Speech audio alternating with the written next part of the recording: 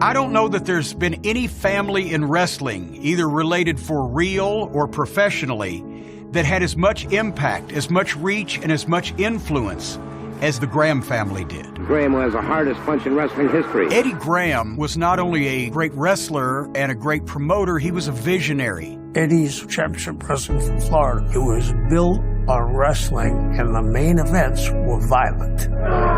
He gave the people the circus. Eddie Graham coming back into that ring after killing. Eddie Graham was a titan of professional wrestling who ruled his era and passed on his iconic legacy to his only son, Mike. The son of any great athlete, they've got the scrutiny on him. But Mike Graham didn't take shit off anybody. I think maybe he felt like he had to be as good as his father. Mike Graham followed in his father's footsteps to wrestling greatness and also descended into his own dark world of pain, addiction, and grief. The wrestling culture is very cutthroat. You have to have this thing about you where nothing's going to break you. He was under tremendous pressure from so many different angles. Mike kept shit to himself, too, like his father. The apple didn't fall far from the tree. It all gets pushed under the rug. In certain families, who are you supposed to go to for help?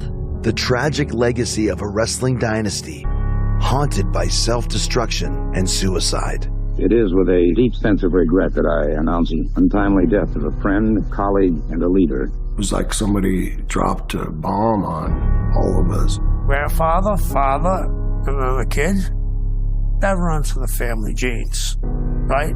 Once that spotlight's gone, or once you don't have that ring, like, it's emptiness.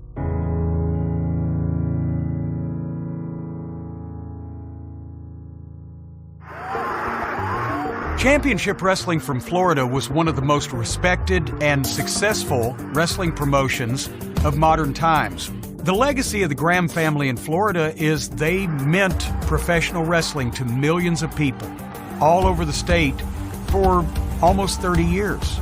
One member of the Graham family was on the card or in the main event or behind the scenes in the glory years when they were selling 1 million tickets a year just in the state of Florida to see live matches. And their TV ratings were Super Bowl level. I guess I was used to it. Like, when you don't know what's different, it's just what your life is. And I just knew that that was a huge part of, like, my grandfather and my dad's life.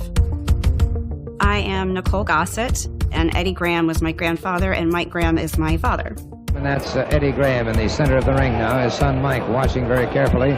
Every Sunday, they'd have matches at the Eddie Graham Stadium. And the first phone call in the morning was my grandfather calling my dad to talk about the night. We'd wake up and we'd walk into, like, our family room to see who was crashed out on our couch for a little while, you know, because we had different wrestlers sleeping on our couch at times. Magnum TA, Terry Allen, when he first started, he slept on our couch, and he was so sweet. And so I was pretty accustomed to having big, boisterous personalities and people around. The one that scared me was Andre the Giant. When he came, like, crouching through our front door, he freaked me out, yeah. I was scared. That was the family business. Everybody wanted to be on the roster of Championship Wrestling from Florida, both for the money, for the weather, for the girls, and also to learn from Eddie Graham. I'm Jim Cornette. I've had a 40-year career in professional wrestling, but for even longer than that, I've been a collector and an historian.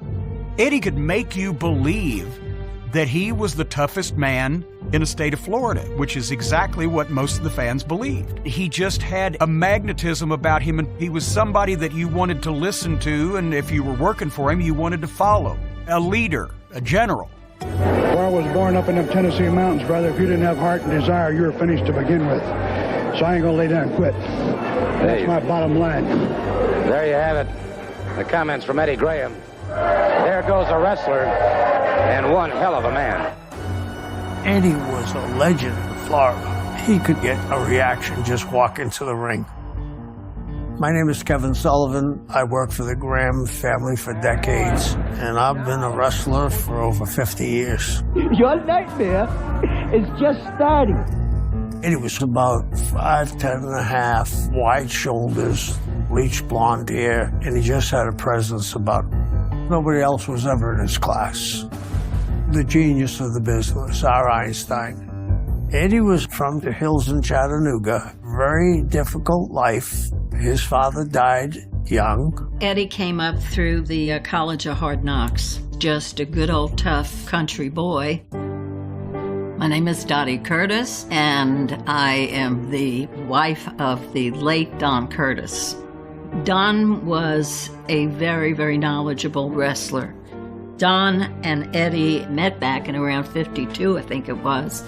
They became friends, and Eddie asked Don to come up here to Jacksonville, and he was the promoter up here for quite a few years. Now it's Graham with a good solid chop across the throat. Eddie Graham is probably one of the finest wrestlers that was around in his time. I don't think there'll ever be another Eddie Graham. Though born Edward Gossett, Eddie's wrestling career is forever altered when he adopts the Graham name from one of the ring's top stars. The originator of the Graham wrestling family dynasty was Dr. Jerry Graham. He had the bleached hair and he carried himself like a star, and what's more, he had the gift of gab. We will be the International Tag Team Champions as soon as that match comes off, and it's going to be the greatest match ever. Brother teams in New York were over at the time. But if you could find a guy that looks something like you, nobody's reading your birth certificate, just say it's your brother.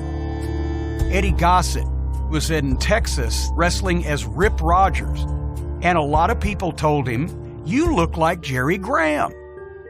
Jerry and Eddie connected, and in 1958, the Graham brothers, the Golden Grahams, as a team, ruled the roost in wrestling in the biggest TV market in the country, where wrestling is already red hot, being presented in the most famous arena in the world, Madison Square Garden.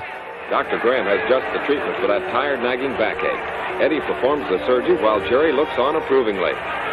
You could sell out Madison Square Garden, you could sell out anywhere. Eddie and Dr. Jerry made a fantastic duo, aided by everybody, and just really drew the crowds in. And just main eventing Madison Square Garden, they were probably making close to six figures per year in 1958 and 1959, and that would translate into somewhere over $1 million apiece in today's money. With money and fame to burn, Eddie and Jerry are box office sensations. But before long, Dr. Jerry's behavior outside the ring becomes even more notorious than his matches. Dr. Jerry Graham, as big of a genius as he was in wrestling, was an alcoholic, was mentally ill, and he got in a lot of trouble and caused a lot of trouble. Jerry Graham, to impress fans, used to light his cigars with $100 bills, or he would walk into a biker bar and walk right up in front of a guy and say, "Hey, my name's Balls, you got any?" But the most shocking incident involving Jerry Graham transpires years later in his hometown of Phoenix, Arizona. One day he got the word that his mother was sick and in the hospital. And he called the hospital and he told the doctor that his mother better come out of that hospital in good health. And then she died. So Dr. Jerry Graham shows up with a 12-gauge shotgun, a .38 caliber revolver, and an 8-inch long hunting knife, and appears in the intensive care unit where he fires a shot at the doctor, and then goes down the hallway and grabs the gurney that his mother's body is on. And as he's taking it down the hallway, here come the orderlies and the interns, and they're trying to tackle him. So he grabs his mother's corpse and slings her over his shoulder. And he's screaming, "I just want to take her and bury her." Jerry Graham was so good at his chosen profession, and he was also completely, utterly insane. After 2 years, Eddie Graham could not put up with being partners with Jerry Graham anymore, and he had to leave the greatest spot that he'd ever had. In 1960, Eddie uproots his family from New York and settles in Tampa, the hub of championship wrestling from Florida. He was a visionary. He said to himself, "I know my capabilities as a wrestler. I can get over here. I can be the star. And this whole thing can be bigger." And over the next 25 years, not only did he become the most successful wrestler in the history of Florida and the most popular, But he worked his way into being able to buy into the promotion, then taking it over completely and expanding wrestling in the state of Florida, and made it the place that everybody wanted to go to wrestle and to learn. Eddie probably bought the territory just knowing that he had the wherewithal, the brains, the connections with the talent to take the territory to another level. Hi, I'm B. Brian Blair, and I started wrestling in Florida in 1977. Got my start right here in Tampa. Blair has him up, the airplane spin. The Armory was hot.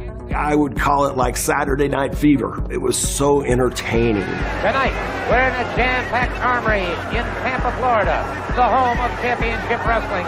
All the wrestlers from Championship Wrestling from Florida gave their all every Tuesday night at that place. Growing up in Tampa, these wrestlers were just huge. Fans would come up to them. We couldn't go anywhere without someone wanting to talk to my dad or my granddad. And it was telling that Eddie Graham would have continued good relations with Vince McMahon Sr. and later on with Vince McMahon Jr. He was someone that the other promoters all called to ask for advice. The president of the NWA, Eddie Graham, now describing the conditions in the contract. Both wrestlers are to post a... The National Wrestling Alliance was an organization of promoters from regional territories all over the country. There was no major decision made in the NWA without consulting Eddie Graham. He was president twice. He was well respected, but he was a complicated guy. Eddie would do some violent things. He was a tough person. You either did what he told you to do or you were out. Now, there was the side of Eddie Graham that did want to keep the credibility of the wrestling business, and guys were expected to lay shit in to make people believe what they were doing was real. Eddie Graham was a stickler. He said, if anybody here gets their ass kicked by a mark, you're fired. In other words, you get your butt kicked by a wrestling fan, you're out of here. You protect the business at all costs. I guess you could call it maybe a horror chamber down there at the sportatorium, but fellas would say they wanted to wrestle, and they figured all you had to do was get in the ring and perform. They'd put them through their paces, and, you know, some of them would just, they couldn't take it. I had to do things that I'm not proud of, that I didn't like to do. A couple of them I did. Well, they wanted you to break people's bones.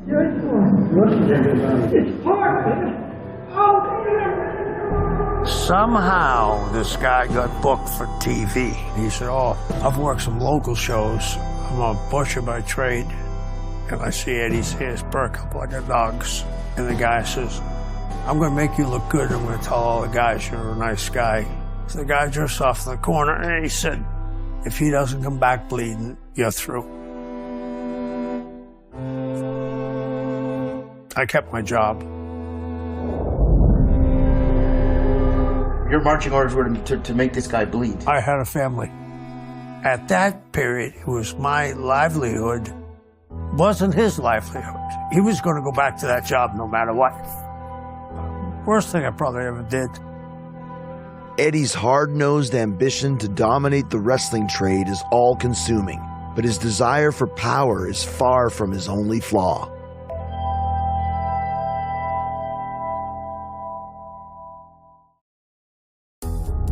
Wrestler and promoter Eddie Graham is known for his unrelenting drive, limitless ambition, and his determination to legitimize the business. Eddie was a go-getter. He had a portfolio of a lot of property. He expanded outside of the wrestling business. He wanted to write checks rather than receive checks. Eddie wanted to elevate the perception of wrestling. That's where he started getting involved with the Boys Ranch and with charitable organizations in every town and every county in Florida. They're furthering amateur wrestling programs. Eddie was a rock star in Florida. I mean, politicians were kissing Eddie's ass. To be seen on Championship Wrestling from Florida where you're running for office was a big deal. And I'm sure Eddie got favors from that too. Eddie was involved in everything. I think Eddie put a lot of pressure on himself. He never wanted to fail in anything he did. And for most of the things that he did, like flying and being a boatsman and that, diving, he was fabulous. His only problem was that alcohol got to him. One night, Eddie was drinking and decided he was going out on his boat. And his son, Mike, was panicking because he took off in the car. And so Mike, as a young boy, he got on his bicycle and he drove to a cross bridge over the water. And his idea was he was going to jump off that bridge and onto the boat because he was afraid his father would kill himself out in the water. And thank God he missed the boat. I mean, it wasn't there. Because if he'd have jumped off of that bridge, he would have possibly drowned in the water. That scared Eddie. That was one of his sobering moments, if you want to call it that. Mike idolized his father, and vice versa. I believe you told me that your own boy does quite a little wrestling. Well, yes, he does. In fact, I'm hoping he'll take the state tournament in the 95-pound division. How old is he? He's 10 years old. Even though he's a lovable father, he was demanding. He put high expectations on Mike. And then when my dad started wrestling, he obviously started wrestling under Mike Graham. So maybe that gave him a little bit more of a chip on his shoulder at times. At 222.5 pounds, Mike Graham. He gave me all the tools to get as good as I could get before I turned pro. But even at that, the pressure really, and a lot of it came from him. And I loved going someplace where he wasn't going to be because I knew I could go out, I could wrestle, I could come back, and it wasn't constant scrutiny. My grandfather did throw my dad in the ring, be like, okay, let's see what you got. Graham breaking it up again, arm drag takedown. I remember my dad always saying, Nicole, don't worry. The bigger they are, the harder they fall. So he was not intimidated by anyone's size. Mike was shorter and didn't have the same over-the-top personality, but he had the wrestling knowledge in there from growing up with Eddie Graham. And there it is. There's a fall right out of the blue. Mike Graham. So he was a very good worker. He was in plenty of great tag teams, but the attention never went on him specifically. And to be honest, he didn't want to be the top guy. He didn't want to be the big star because people would have said it was because of his father. Mike swallowed a lot of shit, and let things go. He did it as well, if not better, than anybody I ever saw being a promoter's kid to blend in with the guys. And Graham after Kevin Sullivan. I had the pleasure of being his partner, and I had the pleasure of being his opponent. Can't believe this. They're going to hang him. I get violent, Sullivan. I'm waiting for you. If you got on Mike's bad side, you were on his bad side, and he wasn't going to back down. He knew the pressure he was under. He couldn't go home if he got his ass kicked. And my grandfather was bloody all the time, right? My dad also was bloody. So mornings in my house, my mom would get my brother and I up. My dad would be in bed because he'd get home so late and he was just hungover, beat up. And we'd go in to kiss my dad goodbye in the morning. And there'd be tape on his forehead with blood and bite marks on his finger and the smell of alcohol oozing from his body. And we'd kiss him goodbye. See you later, Dad. Have a good day. Let me turn right now to Mike Graham because I know he's... As the 1980s dawn, Mike Graham joins Eddie in steering the ship at Championship Wrestling from Florida, as the company becomes a breeding ground for wrestling legends, including Hulk Hogan, Ric Flair, and Dusty Rhodes. I am the dream. I am the man. Go on with it, baby. Dusty was like the original surrogate son. He loved Dusty, and Dusty loved him too.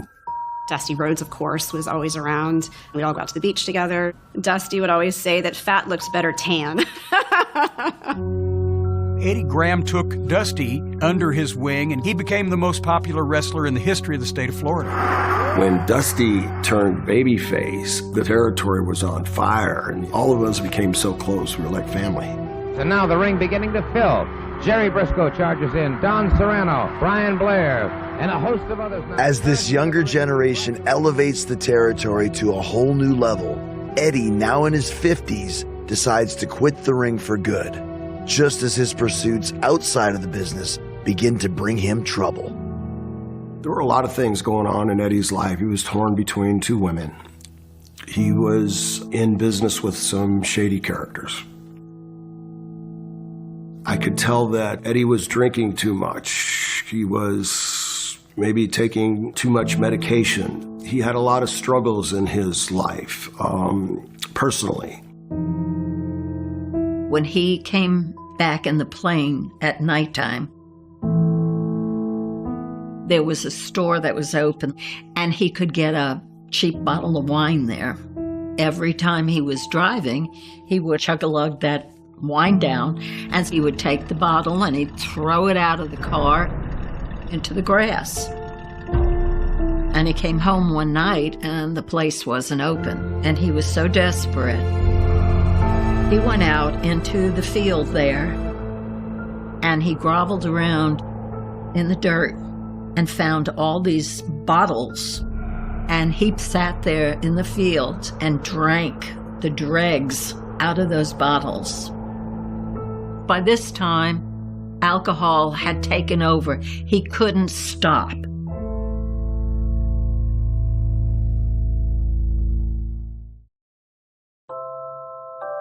Consumed by his alcoholism and burdened with personal and professional troubles, Eddie Graham struggles to find meaning beyond the ring. Over time, people forget who you are, right? My grandmother told a story about how they had gone to a restaurant and they didn't know who he was. He wasn't in the spotlight anymore, but I remember my grandmother being like how he was just not himself after that encounter. When that career is over, who are you? Who's looking back in the mirror?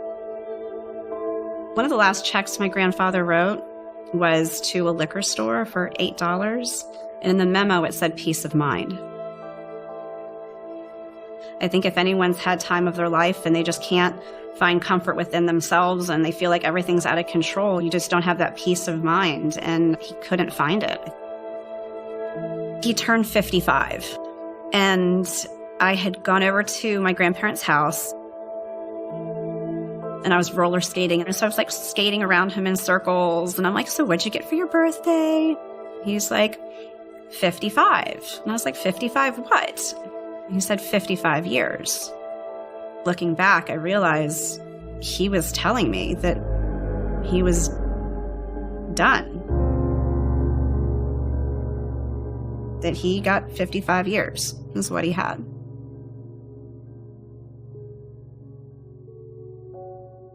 I was at the Super Bowl. The Miami Dolphins were playing the San Francisco 49ers. They paged me, Mike Graham, please come to the box office. I walked into the box office and said, hey, my name's Mike Graham. Like, paged me. And the woman goes, oh, yeah, you got to call home. Call home. What's wrong? What's wrong? What's wrong? It's your dad. Dad? What's wrong with my dad? His wife, Lucy, went out, is what she told my daughter. And when she came back, he had shot himself not once, but twice. That's what I heard from what the coroner said, and I will spare you the gory details about the bedroom.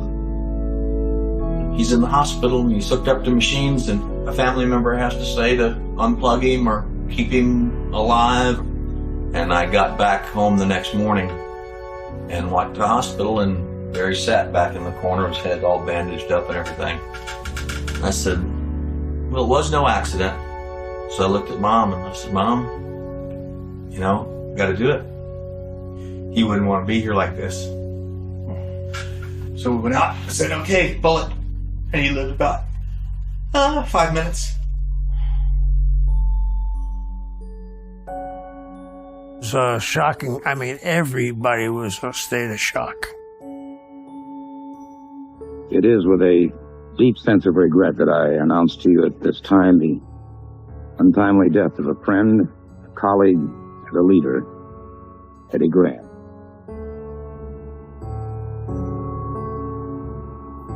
I immediately started crying.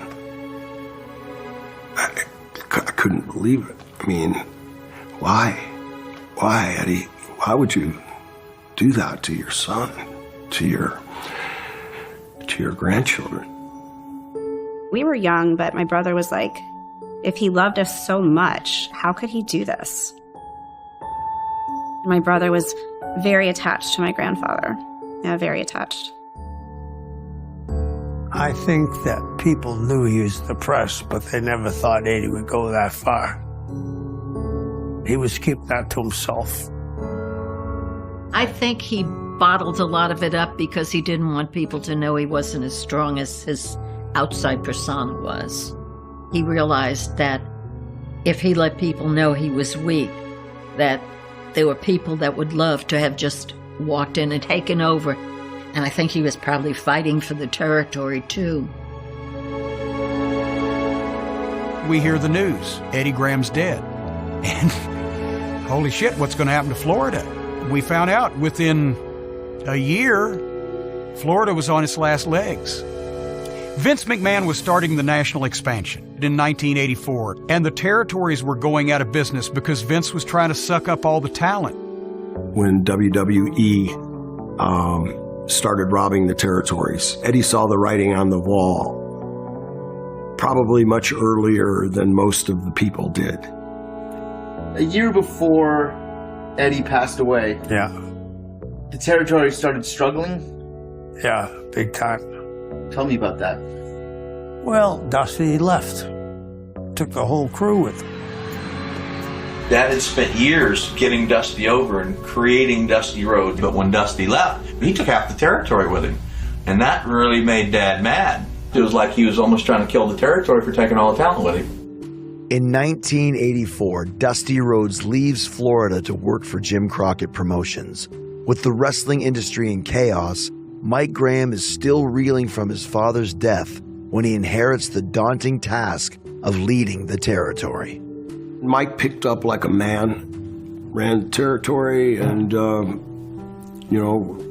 life went on. Mike was obviously attempting to fill his father's shoes. It wasn't just him trying to do everything, but it wasn't the same place. Where have you been? You've been home. Okay, shut up a second while. They even ran an angle after Eddie's death. The Freebirds were down there and they were trying to heat things up, and they thought, well, if we desecrate the memory of Florida's most popular wrestler ever, then the fans will hate us. It's like father, like son.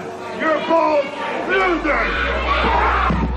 Eddie would have wanted Mike to use his death in something that enhanced wrestling. I'm gonna prove to you that he was more of a man than the three of you ever be. As long as you live, your are mine. It was too far. It was too much. The fans could tell it was desperation because they could see the crowds had shrunk. At the time, things were already shifting. I guess cable TV was starting to come out, and my dad was just trying to keep it afloat. And no matter what he did, it wasn't going to quite stay afloat. Struggling under the weight of Eddie's absence, the once great territory lasts just 2 more years before closing its doors. Eddie would have been the only one to be able to save it because of all of the NWA promoters of every other territory in the country, the one guy that had the best relationship with Vince McMahon Sr. and would have had one with Vince Jr.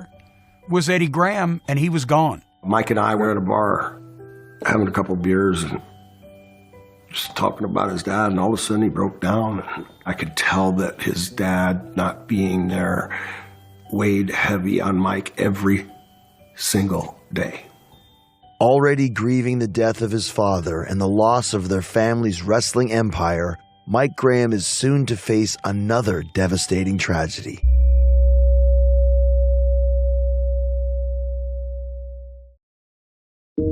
Following his father's death and the collapse of their company, Mike Graham must now forge a new path outside the promotion that has defined his life's work. This should be an interesting matchup. Mike Graham and Diamond Dallas Page to take on Bill Kazmaier and Juice and Thunder Liger. By that point, Mike was closing in on 40. He got a position with WCW, and he was trying to help mentor some of the younger guys. Obviously, people who knew Mike and knew Eddie respected him, and etc. But I think, unfortunately, he never made his mark in WCW as anybody with a lot of pull because he was just one of the soldiers at that point. Oh, right in the face! I think that when it shifted and it was more theatrics, it was being written by people that had no idea about wrestling, he got a little bit bitter because he was old school. My dad was definitely not a corporate guy. Mike never reached the pinnacle of Eddie's dreams, but he still had a very successful wrestling career, and he was a good businessman.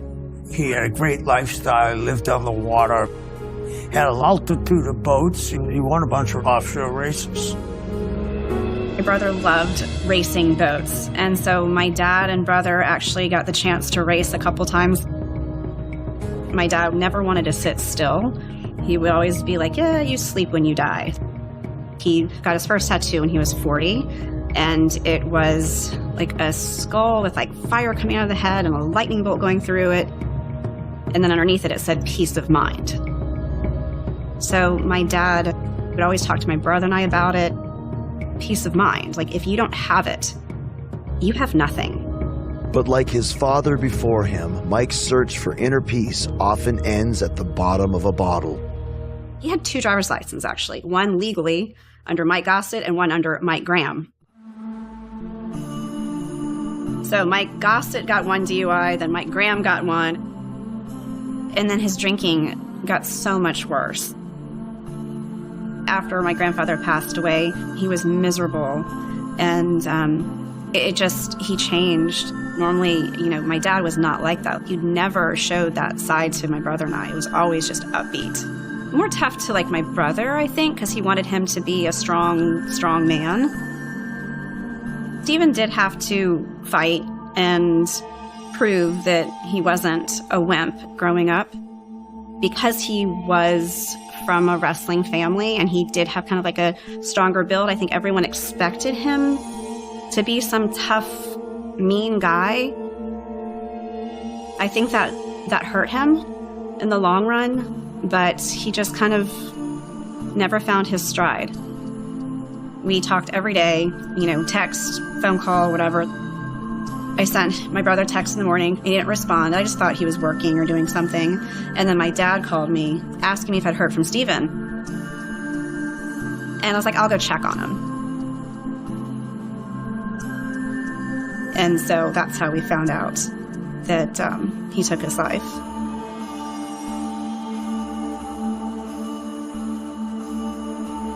When I found my brother, I ran outside and I called my dad first. My dad was saying he'd be there. I'm like, no, don't come here, don't come here. And so once I was able to leave, I walked into the kitchen with my dad and he said, it's a good thing you found Stephen, because if I would have found him, you'd be burying both of us, because I'd have taken my life right then and there. It just floored me. I don't know what the demons were that got him. Again, now here's his sister, poor little Nicole, just distraught. His dad, everybody distraught, It just didn't have to be. I wasn't expecting it at all, because Stephen and I went through and saw how hard it was with my grandfather. We saw what it did to my dad. We saw how it absolutely destroyed our family. But with my grandfather doing what he did, I felt that it made it an option. It turned into something that my brother felt, he did it. Now we have my grandfather and my brother, who is my best friend, and I found my brother. So everyone was so worried about me. But I was worried about my dad.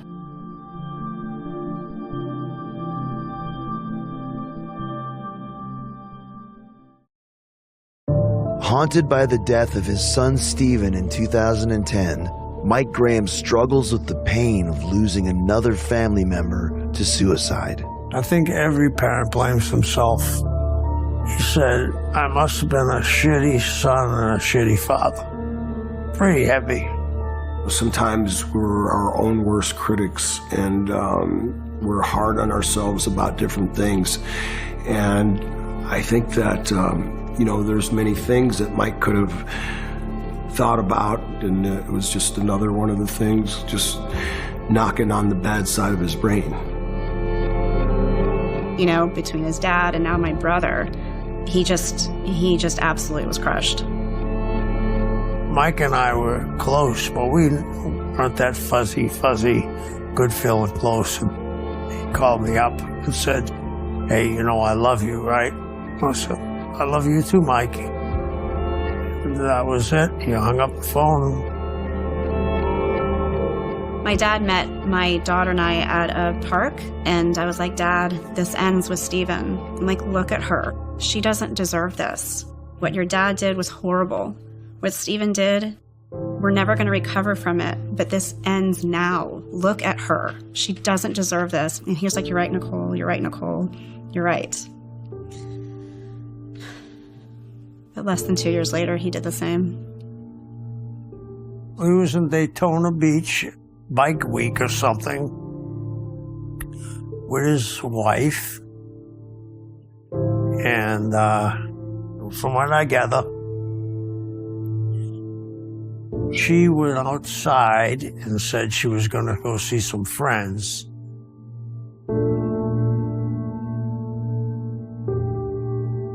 When she got back and opened the door, simultaneously, she heard a gunshot. And there was Mike, dead in his son Stephen's cowboy boots.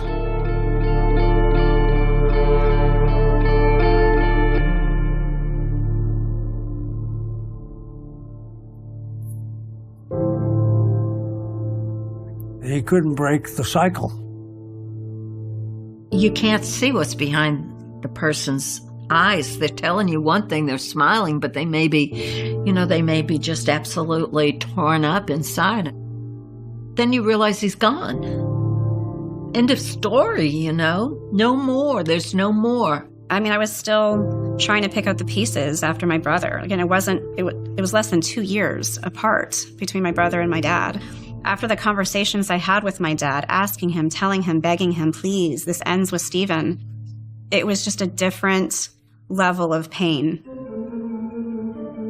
Mike had been away from wrestling for some time, and I hadn't seen him in years, but then the news comes out, and that was a shock. Even if you're not shocked at anything in wrestling, you still think, well, the same thing can't happen to two different generations. They can't do the same thing. And it happened to 3 generations. How much, the same family, how much more can go on? The pattern of suicide that haunts the Gossett family reaches far beyond Eddie, Mike, and Stephen. This heartbreaking cycle of tragedy actually spans 4 generations and 5 men. A lot of people don't know this, but Eddie's father killed himself. And also, Eddie's brother Skip killed himself. It's a very vicious cycle when you have more than one suicide. One suicide is one too many, but when you have multiple suicides within the same family structure, it's just tragic. My only explanation or thought, because I'm not a doctor, obviously, but is that when one happens, then it makes it viable for someone else when they're having a hard time. And also the fact that depression and addiction is hereditary. And unless you have someone step in and recognize it and get help and let them know that it's not normal what you're feeling, but it's going to be okay, that just wasn't quite happening in my family. Big time lesson to learn, because it isn't just the people that go, it's the people that are left behind. Heavy burden for Nicole to carry and heavy burden for her daughter.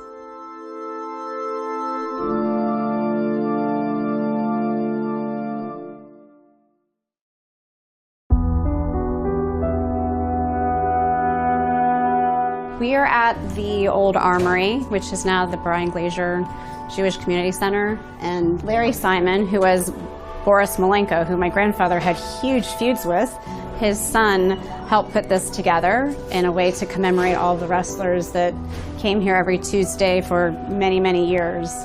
So it's pretty great to see, actually. This is my dad and my grandfather.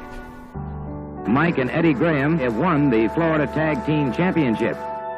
Nothing can keep the fans away. This was the home of the Titans of Tampa, and this will always be the house that Championship Wrestling from Florida built.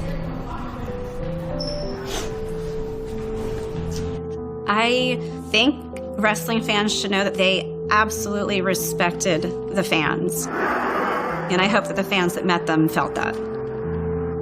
There was so much good, so much laughter, a lot of good times, and those are the things that I focus on more than anything else because they were really exceptional people. I remember Eddie, my papa, as bare-chested with a cast net off the dock catching mullet for us. A lot of love, a lot of love. My brother, my bestie, my best friend, I just wish he knew how everyone loved him and wanted to be there for him. Dad. We had that tough relationship because I called him out on things, but there was so much love and respect. I miss my dad so much. I wish he was here to see my daughter grow up because he's missing out on a lot, but that I miss him.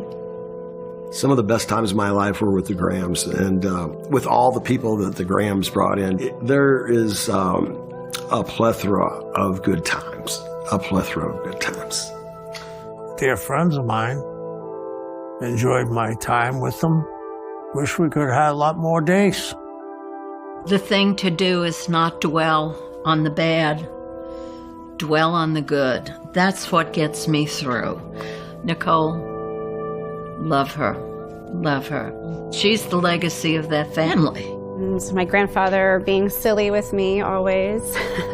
And it took me a while to get to a place where I felt like I could finally offer some type of assistance. And so I found the Crisis Center of Tampa Bay, and they offer amazing services. And I feel that I've come to a point in my recovery and healing that I can hopefully get a word out there that may strike a chord with someone to make them call for help, or survivors that are struggling to get out of bed because they've lost family members to know that they should live their lives to honor those that they have lost.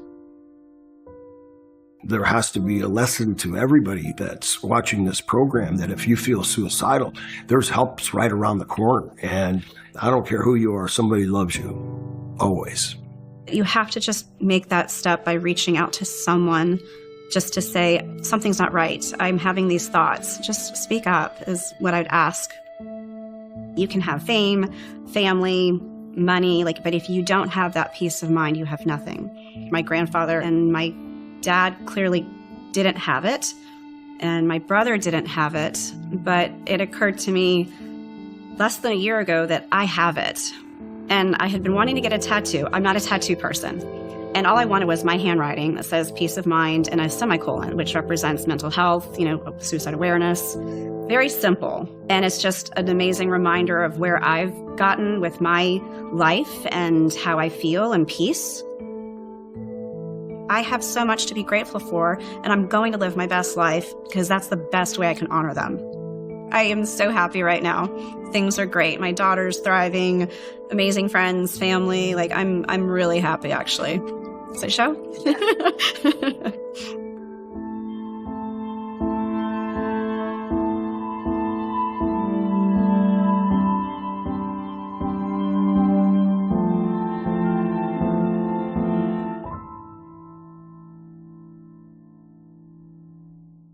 Everyone who enters the world of professional wrestling is usually searching for something they feel is profoundly missing in their everyday lives. For Mick Foley, it stemmed from childhood teasing, which translated into an overwhelming, burning need to be liked by everyone coupled with the ultimate ambition to capture the World Wrestling Federation Championship belt. He recalls his sophomore days in college when he took a swig of red food coloring, climbed up onto a bed, and delivered a flying leap straight down onto a stuffed atom sitting on a hard concrete floor. When he crashed down, he spat out that artificial blood concoction right in front of an audience of dorm residents. When he heard a girl in the crowd scream that it was the most disgusting thing she had ever witnessed, he felt an intoxicating rush of power.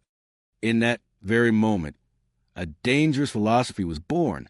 If he could not make people love him, perhaps he could shock and disgust them. He just needed to get a reaction, any reaction at all. His name is Mick Foley, forever known throughout the annals of sports entertainment as a hardcore legend, and he is a man who miraculously survived hell in a cell. Many fans and historians view hell in a cell as the ultimate gateway into the business, with countless enthusiasts pointing to it as the exact moment they fell in love with professional wrestling. Yet, the follow-up question is always whether they expected every single match to follow that blueprint. The reality is that they certainly do not. A typical Mick Foley match was already notoriously hardcore, brutal, featuring heavy bloodshed, thumbtacks, fire, barbed wire, and even getting blasted by high explosives in international rings, or taking catastrophic impacts directly onto unyielding concrete floors. He pushed his physical vessel through unimaginable torture. His daughter, Noelle Foley, grew up watching her father push the human threshold, noting that he simply lived for the massive gasps, the expressions of sheer horror, and the visceral reactions from the crowd. For Foley, realism was his greatest tool. He famously admitted that he did not believe he was having a successful match unless he had serious trouble just walking back to his hotel room afterward. He did not necessarily enjoy the physical agony itself, but rather the unique ability to absorb that punishment and sell the drama in a way that captivated the masses. Standing beside him through decades of turmoil was his wife, Colette Foley, who had known him for over 33 years. When she first met Mick, she saw past the eccentricities into the gentle, kind soul beneath, falling deeply in love with his terrible humor and corny jokes. They were an absolute team, and she understood his fierce commitment to his craft. When that adrenaline began pumping through his veins, his primary goal was always to leave the audience talking about the magnitude of the show, regardless of the personal risk involved. That relentless drive pushed him to become more extreme with every step he took. Long before he reached the global stage of the World Wrestling Federation, he developed a chaotic persona known as Cactus Jack. You simply could not stop Cactus Jack. He was a wild, unpredictable figure who genuinely made people wonder if he had completely lost his mind. Jim Cornette, working at the time as an agent and producer for the Federation, recognized that Mick possessed an elite grasp of in-ring psychology. He understood precisely how to manipulate an audience that loved performers who felt entirely out of control, someone willing to tear up the script and take the fans on a terrifying, exhilarating ride. In his early days, Foley's apartment was famously sparse, featuring little more than a mattress on the floor and a broken videocassette recorder playing Japanese wrestling tapes. He would study these tapes for 12 hours a day, drawn to the uncompromising realism and the epic storytelling where a competitor had to overcome not just an opponent, but their hostile surroundings. Believing that his unique style belonged overseas, he eventually traveled to Japan, where he crossed paths with the legendary Terry Funk, a master of suspending audience disbelief. Their violent, fiery death matches in the Far East cemented Foley's reputation as a man willing to sacrifice his body to stand out from the pack. Back in the United States, however, the World Wrestling Federation was operating during a very different era. It was not the edgy attitude era yet. It was a much tanner, G-rated landscape, and a performer like Mick Foley did not immediately fit the pristine corporate image. Al Snow, a former superstar and Foley's longtime travel partner and closest confidant, noted that Vince McMahon initially had zero interest in hiring Foley. viewing him as unmarketable and unattractive. It took persistent lobbying from producers and talent relations executives like Jim Ross, who desperately needed viable challengers for elite stars like The Undertaker, to finally open the door. Vince McMahon reportedly slammed his hand on a table, relenting to bring him in under a masked, mysterious identity where nobody would know his face or his background. Thus, Mankind was born, a bizarre, deranged creature pulling his own hair out on television. It was a bizarre concept that would have completely failed with almost anyone else. But Foley's total commitment breathed life into the character. Jim Ross set out to make him a formidable adversary for The Undertaker, a towering pillar of the industry who had already established a legendary presence. The Undertaker and Foley had already laid a substantial foundation across multiple pay-per-view events and television broadcasts. But by the summer of 1998, Mankind's character had reached a plateau. Something drastic had to change to elevate their shared legacy, and to the conceptual creation known as Hell in a Cell. Traditional cage matches in the Federation required a competitor to escape by climbing over the top, or walking out through the door. Foley approached Vince McMahon with a revolutionary and terrifying proposal. What if the cage had a solid roof, sealing both men inside until only one walked out?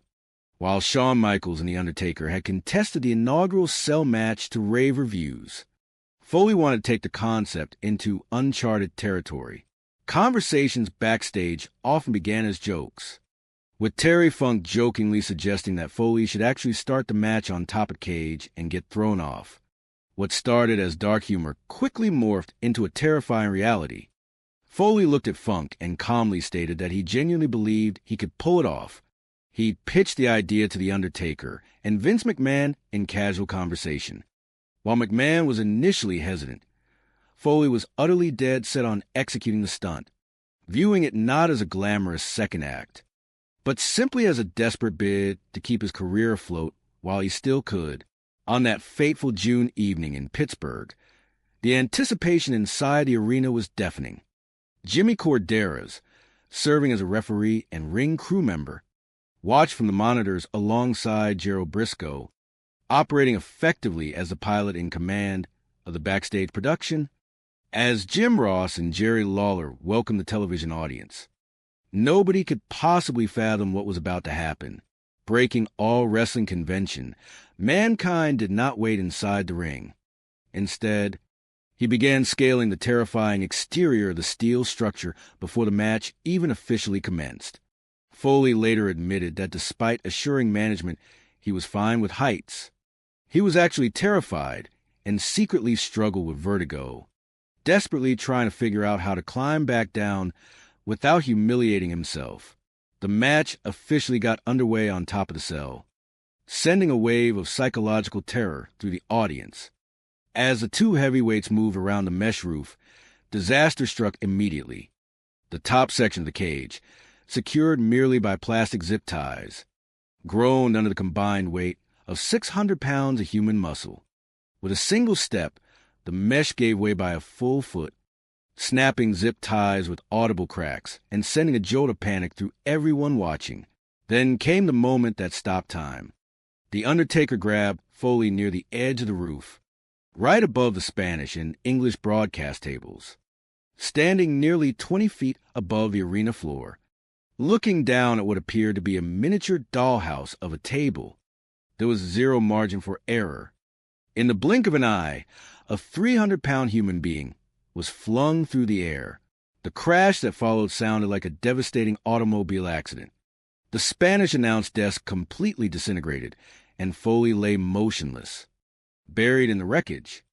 Backstage, monitors erupted in sheer panic as personnel rushed toward the aisle, genuinely fearing they had just witnessed a fatality on live television. Colette Foley sat at home with their young children, desperately trying to soothe them by claiming it was all fake, while internally experiencing sheer terror. Miraculously, through precise spatial awareness and mid-air rotation, Foley managed to absorb enough of the impact on the flat surface of the desk to prevent instant death. Medical personnel rushed to the scene alongside Dr. Francois Petit, the Federation's traveling physician and martial arts expert, who worked frantically to stabilize the fallen star. Placed onto a stretcher, Foley appeared finished for the night, with officials preparing to evacuate him to a hospital.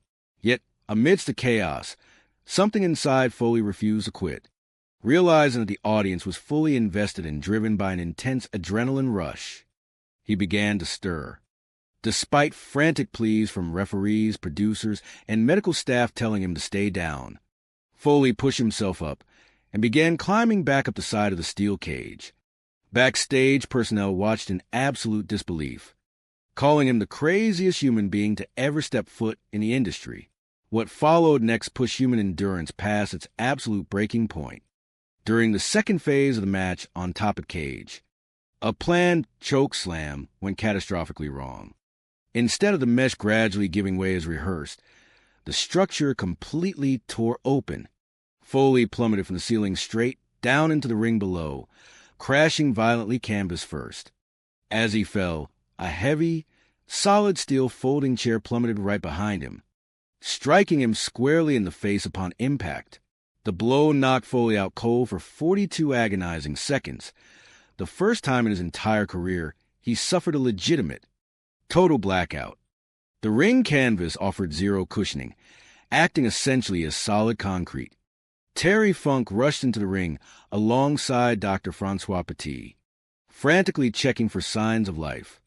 The Undertaker looked down at his fallen adversary in genuine fear, asking if he was still breathing.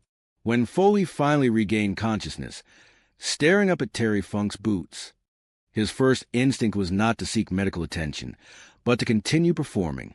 Incredibly, with a massive wound underneath his lip and his own tooth knocked out his mouth, which had miraculously traveled up his nasal passage and lodged in his nostril, he smiled at the television cameras, maximizing the dramatic impact of the moment.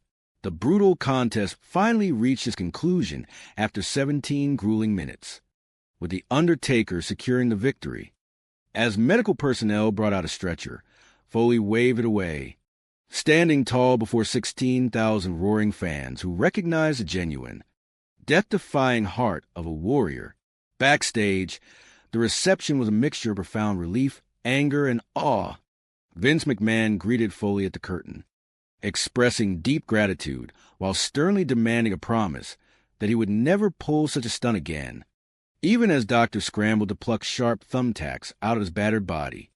Colette Foley later expressed the lingering trauma of watching her husband push his body to such extremes, while friends and colleagues marveled at his resilience. The physical toll was staggering. 15 stitches beneath the lip, 2 lost teeth, a dislocated jaw, a bruised kidney that lingered for 6 weeks, and multiple concussions. Yet, that single match completely transformed public perception, sparking an incredible career renaissance that propelled an overlooked performer all the way to the World Wrestling Federation Championship just months later. However, the relentless upward spiral of risk-taking could not be sustained indefinitely. Just 7 months after Hell in a Cell, Mick Foley pushed his physical limits once again in an infamous I Quit match against The Rock, warned by colleagues that the match stipulation was excessively brutal. Foley insisted on proceeding. What transpired was a sickening display of physical trauma, featuring 11 unprotected steel chair shots directly to the head while handcuffed, leaving him with severe concussions and long-term neurological damage. Family members, fans, and independent medical professionals watched in horror as the boundaries of safety were obliterated. Independent neurologists eventually delivered a definitive verdict. If he continued to wrestle, he risked permanent paralysis or worse. Despite showing symptoms of severe memory loss and chronic traumatic encephalopathy, Foley struggled to walk away from the roar of the crowd that he had chased his entire life.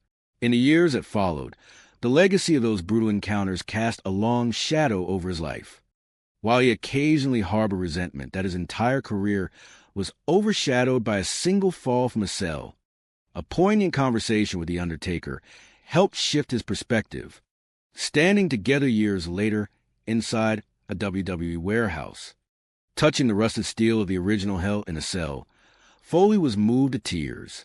He realized that what they created that night would outlive them both, a powerful testament to the surreal, sublime performance art that defined an era. Though the price paid in physical well-being was astronomical, Mick Foley ultimately embraced his journey, recognizing that the unbreakable bond forged with the audience through absolute sacrifice remains an indelible chapter in the history of sports entertainment. On June 28, 1998, at the World Wrestling Federation King of the Ring pay-per-view, professional wrestling entered a territory previously uncharted, a domain where human endurance met the absolute limits of gravity and physical punishment. In the Pittsburgh Civic Arena, a packed house eagerly awaited a collision between two foundational pillars of the industry, The Undertaker and Mankind. The structure confining them was Hell in a Cell, an enclosure that would soon transcend its role as a match stipulation to become a permanent monument in sports entertainment history, a masterclass in controlled chaos that serves as both an epic success and a cautionary tale. To understand the magnitude of that night, one must examine the psychological landscape of Mick Foley, a man known throughout the industry as the hardcore legend. Every individual who enters the world of professional wrestling is frequently searching for something missing in their personal life. For Foley, a childhood marked by teasing cultivated an overwhelming need to be liked, a desperate internal drive for validation, and the ultimate championship belt. During his sophomore year in college, an early experiment involving red food coloring, the theatrical leap from a dormitory bed onto a stuffed atom on a concrete floor, and the dramatic spitting of a blood concoction yielded a visceral reaction from his peers, when a voice in the crowd declared it the most disgusting thing ever witnessed. Foley felt an intoxicating surge of power. If he could not make people love him, he realized he could shock them, engage them, and demand their attention. This pursuit of reaction defined a career that rejected the traditional, clean aesthetics of the era. While the World Wrestling Federation at the time maintained a G-rated, relatively bland presentation, Foley immersed himself in the stark, unyielding realism of international tapes, studying Japanese death, matches where men fought not just each other, but the surrounding environment. Under the mentorship of Terry Funk, a master of suspending disbelief, Foley embraced a style defined by barbed wire, fire, and unrelenting violence. He believed that he could not be having a good match unless he faced difficulty returning to his hotel room. It was never about enjoying the pain itself. Rather, it was about the profound capability to absorb that pain and translate it into a compelling narrative for fans. Management initially viewed this unorthodox performer with hesitation. Vince McMahon did not want Mick Foley, failing to see marketability or conventional attractiveness in the battered persona. However, persistent internal advocacy from figures like Al Snow and Jim Ross, who recognized the urgent need for viable opponents for the towering stars of the company, finally forced the door open, with the mandate to build a character around an absolute blank canvas. Foley and the creative team birthed Mankind, a masked, deranged soul pulling out his own hair and emitting unsettling noises. Without a genuine connection to the audience, character work remains meaningless. But Foley possessed an innate understanding of psychology. He knew that fans gravitated toward individuals who appeared entirely out of control, characters who existed outside the rigid confines of the script and took the audience on a wild, unpredictable ride. The rivalry between Mankind and The Undertaker had already laid a profound foundation across multiple pay-per-views and television appearances. Yet, by mid-1998, both characters needed a narrative evolution that would elevate their legacy instead of detracting from it. The Hell in a Cell concept, originally introduced by The Undertaker and Shawn Michaels, provided the ultimate arena. When planning the clash for King of the Ring, Foley turned to Terry Funk for advice on how to revolutionize the match structure. In a moment that began as a casual, dark-humored joke, Funk suggested starting the match on top of the cell and being thrown off. What started as dark humor quickly cemented itself as an unshakable obsession in Foley's mind.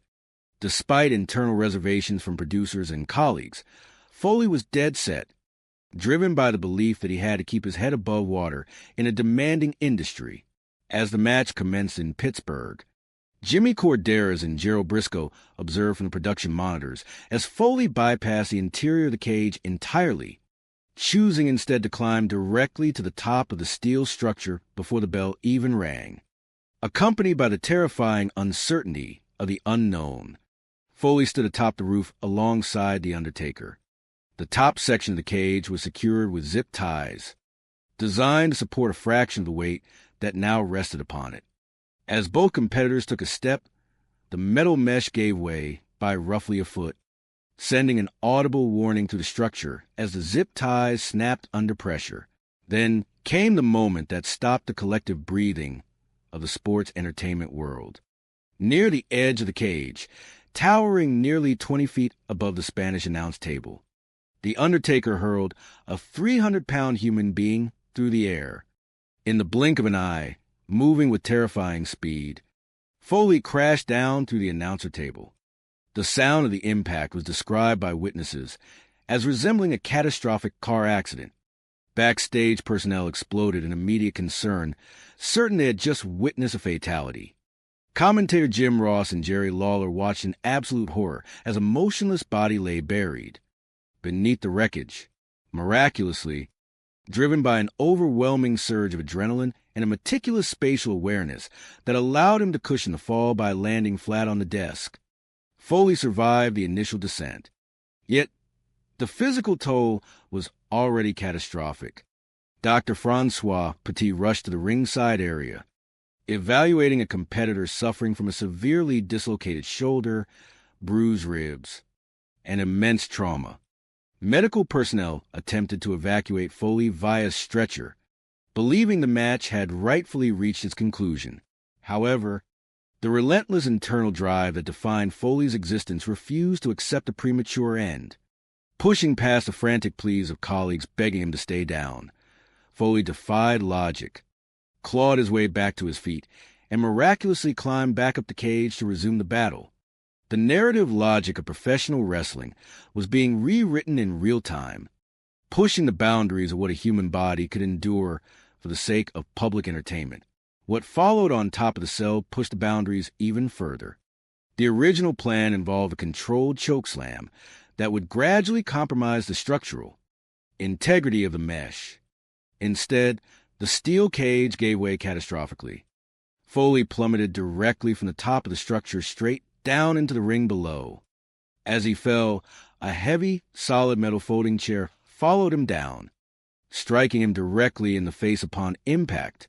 The consequences were immediate and severe. Foley was knocked out cold for 42 crucial seconds, later recalling the terrifying blank space in his memory. Terry Funk, stepping out of professional protocol to protect his friend, approached The Undertaker and demanded he hit him to draw focus away from the motionless body in the center of the ring. When Foley finally regained consciousness, staring up at Terry Funk's boots, he instinctively sought to continue the performance. In a macabre display of dedication to the television moment, with a massive wound beneath his lip and a dislodged tooth that had traveled through his nasal passages after being driven upward by a chair strike, Foley smiled for the cameras. The match eventually concluded with The Undertaker securing the victory, but the lasting impact extended far beyond the win-loss record. 16,000 fans in attendance and millions watching globally had witnessed an authentic display of sacrifice. Backstage, Vince McMahon greeted Foley with a mixture of profound gratitude and a strict admonition never to attempt such a feat again. While medical staff meticulously plucked metal thumbtacks from his battered flesh, the physical ledger of that single 17-minute encounter included 15 stitches beneath the lip, lost teeth, a dislocated jaw, a dislocated shoulder, a bruised kidney lasting 6 weeks, and an uncalculated concussion that would echo throughout the remainder of his life. Yet, That night fundamentally transformed the public perception of Mick Foley, sparking an extraordinary career renaissance that propelled him from a management-doubted performer to the summit of the industry as world champion just months later. The adulation of the crowd, the massive pop, and the intoxicating rush of adrenaline became a double-edged sword. The bar of expectation had been permanently raised, creating an environment where past feats were never considered sufficient, driving Foley to continue pushing the absolute limits of physical human endurance. This relentless escalation culminated just months later in a brutal I Quit match against The Rock, an encounter marked by an unyielding series of unprotected chair shots to the head that superseded all agreed-upon limits. While fans cheered the dramatic tension, those closest to Foley, including his wife Colette and his young children, experienced the event as a traumatic ordeal. In a business where fiction and reality constantly blur, the traumatic brain damage inflicted upon Foley was an undeniable fact. Medical professionals began issuing dire warnings that continuing to wrestle would lead to permanent paralysis or worse, prompting independent neurological evaluations that explicitly stated he should never step foot inside a ring again. The long-term fallout from repetitive concussions and severe trauma eventually presented a sobering reality. Modern medical science has shed light on the devastating impacts of chronic traumatic encephalopathy, a condition linked directly to the cumulative toll of taking high-impact bumps comparable to experiencing severe motor vehicle accidents on a daily basis. For Foley, the fame and the adoration of millions came with profound physical cost. Day-to-day existence required navigating the persistent shadows of memory loss and physical discomfort, a heavy price paid for 15 minutes in the spotlight. Despite the physical and psychological toll, Foley's journey evolved toward acceptance and reflection. Through spoken word performances that serve as mental gymnastics for his mind, and public interactions that keep him connected to the community of fans, he continues to find stimulation and purpose. A poignant moment occurred when Foley and his daughter Noelle visited a World Wrestling Federation warehouse and encountered the original hell in a cell structure. Touching the rusted steel for the first time since that fateful night in Pittsburgh, Foley was moved to tears, recognizing the immense gravity of what he had survived. The legacy left behind by mankind and The Undertaker transcends the boundaries of ordinary sports. Entertainment. It remains a testament to a unique era of professional wrestling where performers treated the canvas as a medium for surreal, sublime performance art, sometimes at the direct expense of their own well-being. While the retrospective evaluation of such extreme risks invites serious moral and physical questions regarding the price of entertainment, the indelible mark left on the collective consciousness of the industry remains absolute. Mick Foley gave his heart, his soul, and his physical vessel to a global audience, cementing a legacy that will outlive both men who stepped inside the cell on that historic summer evening. On June 28, 1998, at the Pittsburgh Civic Arena, a packed house of 16,000 fans eagerly awaited a showdown that would redefine the boundaries of professional wrestling. This was the World Wrestling Federation pay-per-view event known as King of the Ring, and the match that followed would permanently alter the landscape of sports entertainment. In the center of the structure stood two men willing to push the envelope until it fell over the edge: The Undertaker and Mankind. To understand the magnitude of that night, one must look deep into the psychology of the man beneath the leather mask and the tie. Mick Foley, known to the world as a hardcore legend, was driven by a powerful psychological need. Growing up teased and overlooked, Foley carried an overwhelming desire to be liked and accepted. In college, seeking that elusive power of audience reaction, he would leap from dorm beds onto concrete floors, spitting red food coloring to simulate blood, realizing then that if he could not always make people love him, he could captivate and shock them. He just needed to get reactions. Foley built a career on realism and pain, though he maintained that he did not enjoy the pain itself. Rather, he enjoyed the fact that he could take it, endure it, and sell it in a way that resonated with the crowd. Alongside his travel partner and close friend Al Snow, Foley clawed his way into a World Wrestling Federation that was largely operating in a G-rated era. At the time, Vince McMahon initially did not want McFoley, viewing him as unmarketable and unattractive. However, through the persistent advocacy of Jim Ross, Vice President of Talent Relations, and others who saw the urgent need for a compelling opponent for the dominant Undertaker, the door was opened. Out of nothingness, the persona of Mankind was born, a tortured soul pulling his own hair, wearing a leather mask, and connecting with an audience that senses absolute, unfiltered commitment. The stage was set for a revolutionary concept introduced earlier that year, Hell in a Cell.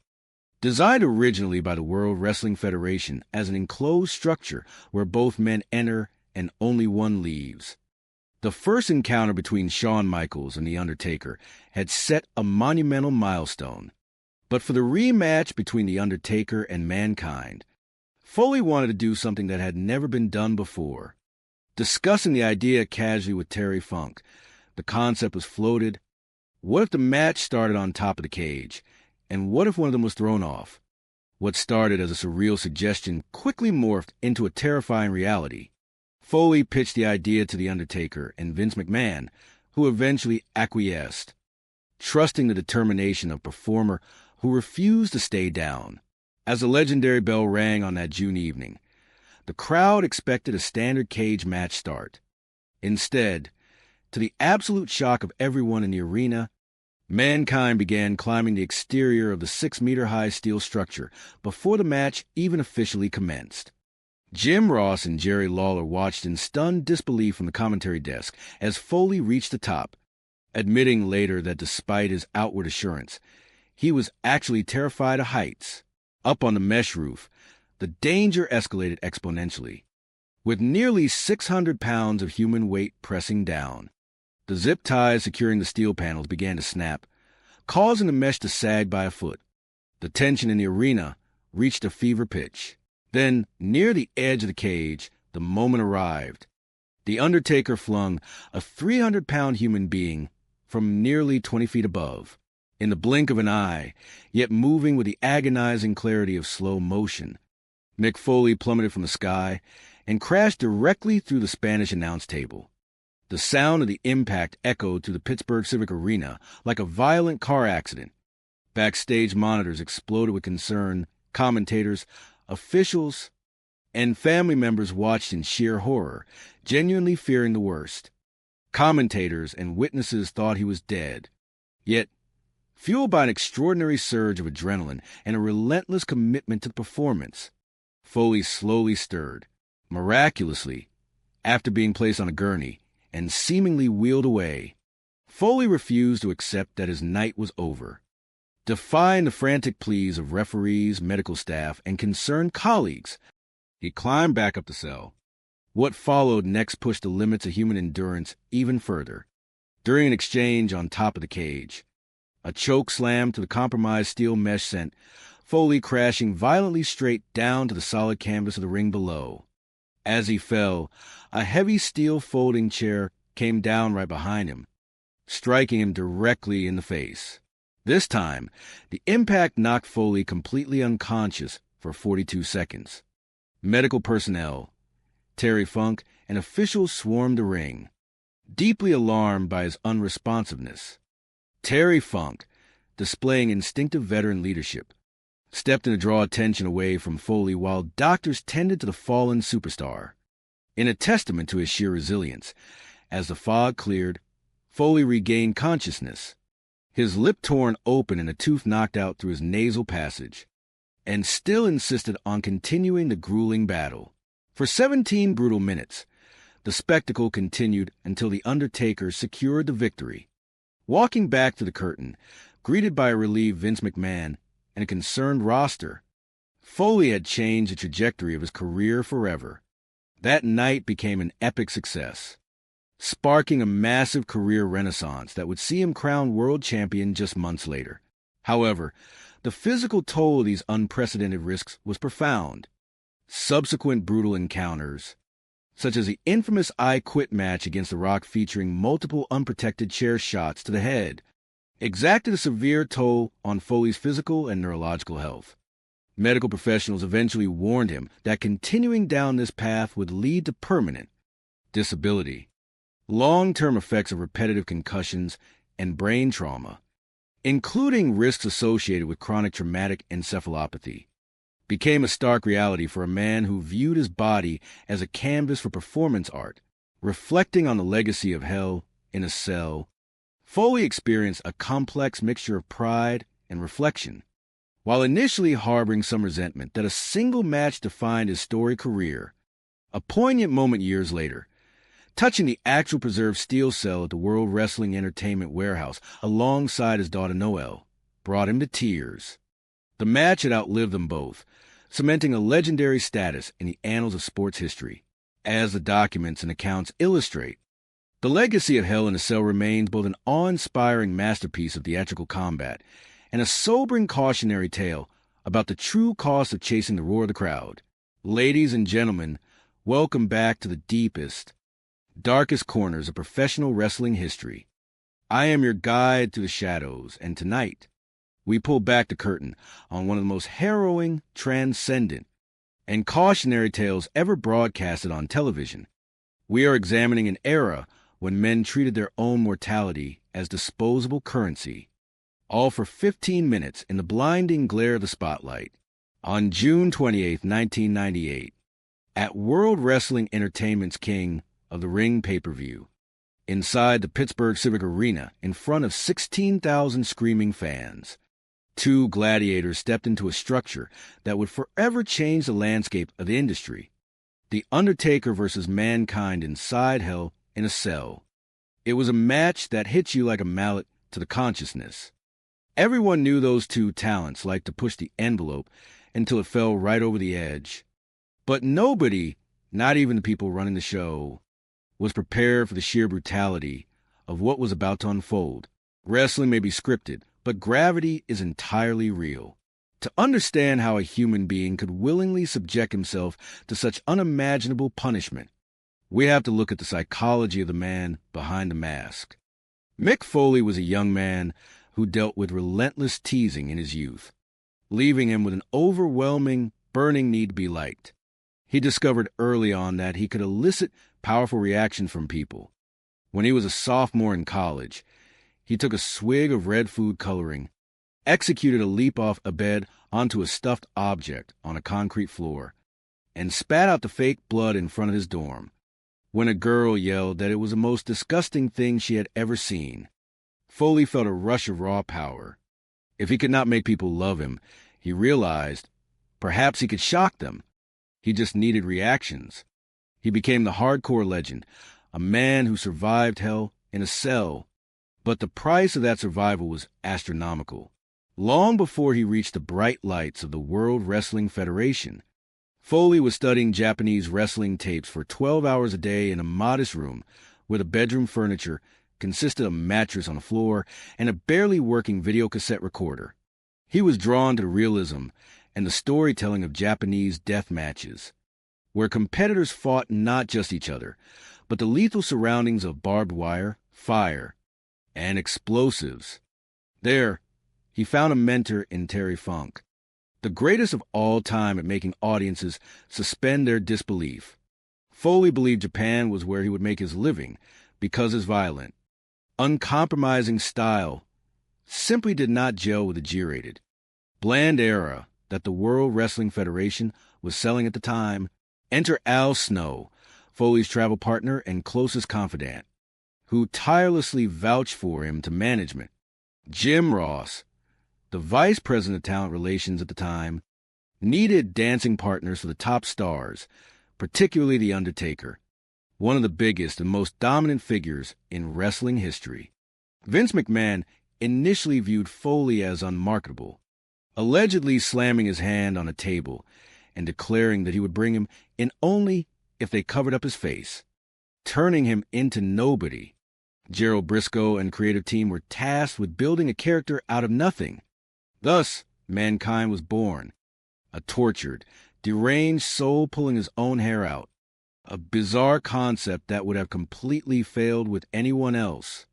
But Mick Foley made it work through sheer commitment and psychological brilliance. By 1998, the feud between The Undertaker and Mankind had plateaued across numerous pay-per-view and television encounters. Looking for a way to reignite the rivalry, Foley asked Vince McMahon about changing the rules of the recently minted Hell in a cell match by adding a roof. After Shawn Michaels and The Undertaker contested the first-ever cell match, a masterpiece that set an impossibly high standard, Foley approached Terry Funk and floated a wild idea during a casual conversation. As Funk recalls, it started as a joke. What if the match actually started on top of the cage? And what if Mankind got thrown off? Funk laughed, but Way looked into Foley's eyes. He realized the man was entirely serious. Foley pitched a death-defying stunt to The Undertaker and Vince McMahon. While management had severe reservations, Foley was dead set, viewing the match not as a glorious second act in his career, but simply as a way to keep his head above water before his time in the spotlight came to an end. As the pay-per-view arrived on June 28, 1998, tension hung thick in the air. Jimmy Corderas and Gerald Briscoe watched anxiously from the backstage monitors as the event unfolded. Then, defying all logic, Mankind walked out and began climbing the exterior of the 6-meter-high steel cage before the opening bell even rang. Foley, who was actually terrified of heights and confessed that he was not good with them, stood atop the dark structure alongside The Undertaker. What happened next is etched permanently into sports entertainment history.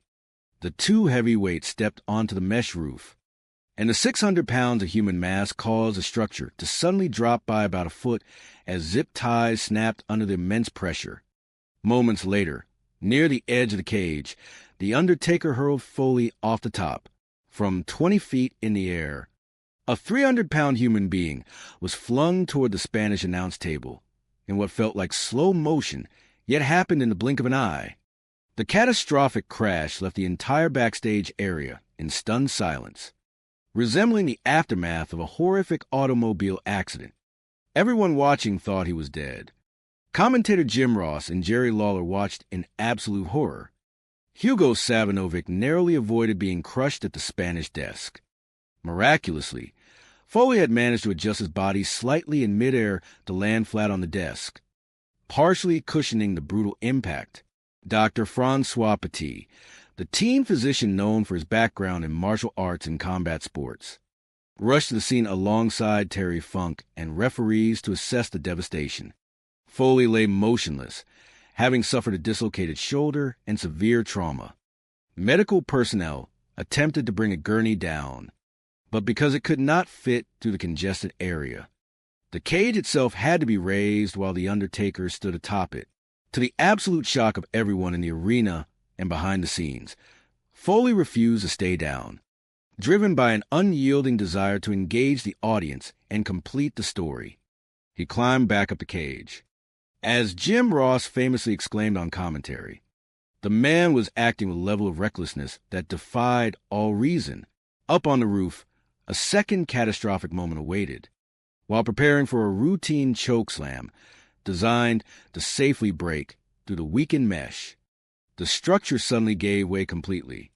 Foley plummeted straight down into the ring, crashing violently onto the solid wooden canvas, accompanied by a heavy metal folding chair that fell directly behind him, striking him squarely in the face. This time, the impact knocked Foley out cold for 42 seconds. The first time in his professional career, he was legitimately rendered completely unresponsive. The ring filled with frantic personnel, including Dr. Francois and Terry Funk, who urgently checked for a pulse.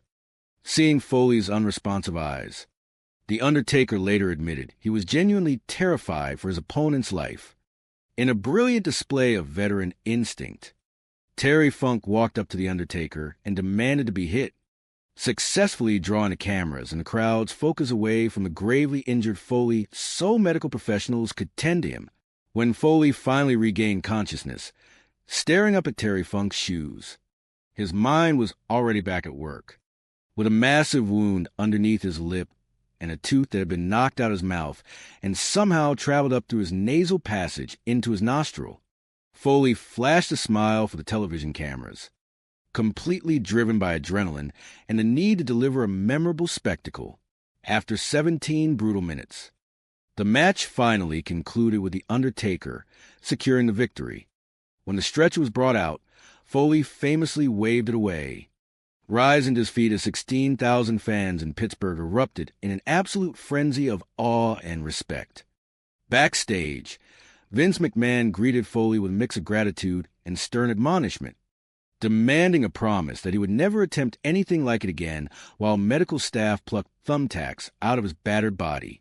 The physical toll of that single evening was staggering.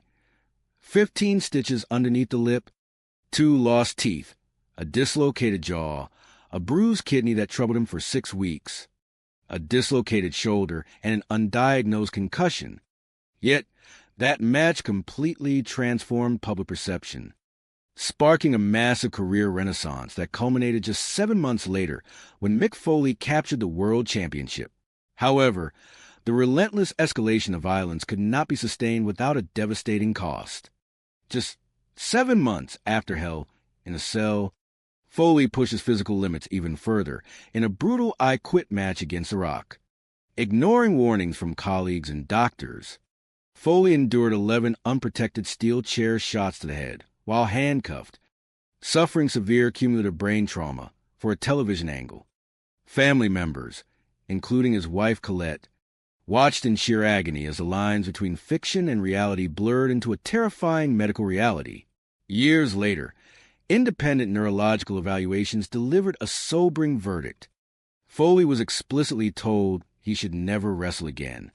The repetitive concussions, each impact comparable to experiencing a 25-mile-per-hour car accident, left a lasting legacy of chronic traumatic encephalopathy concerns and daily physical pain. Yet, looking back on a career built on blood, sacrifice, and overwhelming need for acceptance, Foley reflects on his journey not with bitter regret, but with the perspective of a man who treated the wrestling ring as a canvas for surreal, sublime performance art. The legacy of Hell in a Cell and the sacrifices of Mick Foley remain an epic success story of theatrical storytelling and a stark, enduring cautionary tale about the true price of fame in professional wrestling, a monumental moment that will undoubtedly outlive us all. On June 28, 1998, at World Wrestling Federation's King of the Ring pay-per-view, one match would earn its place as one of the most shocking in wrestling history. Undertaker versus Mankind in Hell in a Cell. Hell in a Cell hits you like a mallet to the consciousness. I knew it was going to be crazy, but I didn't know it was going to be that crazy. She had 2 talents out there that liked to really push that envelope until it fell over the edge. Oh, wrestling's fake, but you can't fake gravity. I've been frightened by a lot of things in pro wrestling. Nothing frightened me as much as that did, until later on in the match anyway. What left fans stunned was the unrelenting punishment Mick Foley endured. Until you saw it, you didn't believe that a person could physically do this and live. This match was real. The pain was real. The drama was real. I was cursing and screaming and calling him an F-I-N-G idiot. Why are you doing this? One of wrestling's most infamous matches. Hell in a Cell's legacy persists as both an epic success and a cautionary tale. I think we dodged bullets that day.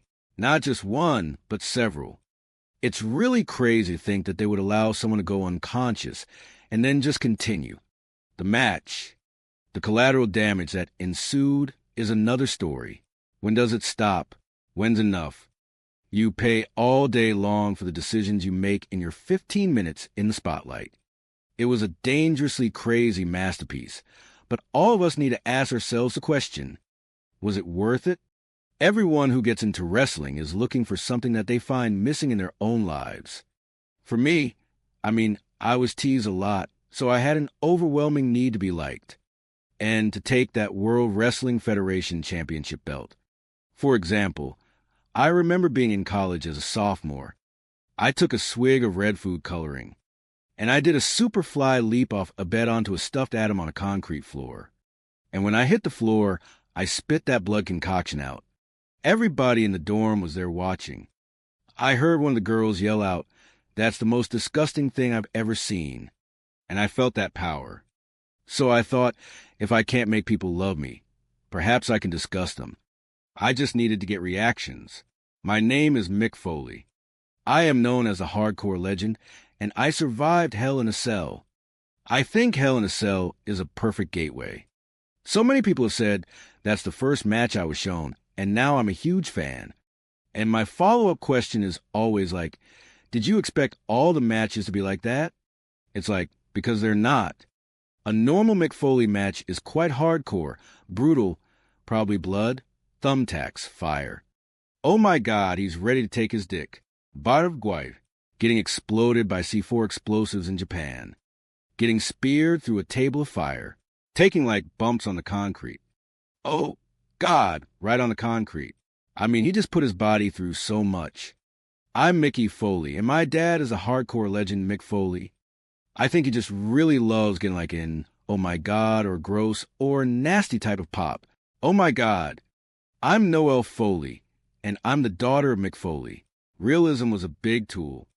I didn't think I was having a good match unless I had trouble getting back to my hotel room. I did not enjoy the pain. I enjoyed the fact that I could take it and sell it in a way that was fun.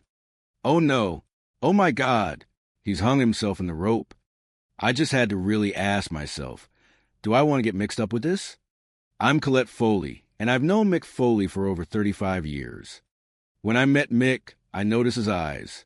I noticed that he was a gentle, nice person. But his corny jokes and terrible humor, that's what really made me fall in love with him. Our wedding song was actually Beauty and the Beast. We were a good team.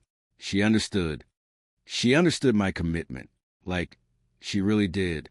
When that adrenaline was pumping, he just wanted people to leave talking about how great a show it was, at his own risk. And that was his drive to keep going and get more crazy along the way. He developed a personality called Cactus Jack. You can't stop Cactus Jack. He was a wild and crazy guy. You thought he might be insane. Are you kidding me? He had charisma. You couldn't take your eyes off this guy. He was different. He was unusual. I'm Jim Cornette, and at the time of the Hell in a Cell match, I was working as an agent and a producer for the World Wrestling Federation. Mick was excellent with psychology in his matches. He knew that the fans liked people that were out of control. He's biting them. Someone who was going against the script. Cactus is going down. He could take those people on that ride with him and elicit the response that he wanted to get. This man's out of line for this. Then the attention would be on him, and his reputation would grow.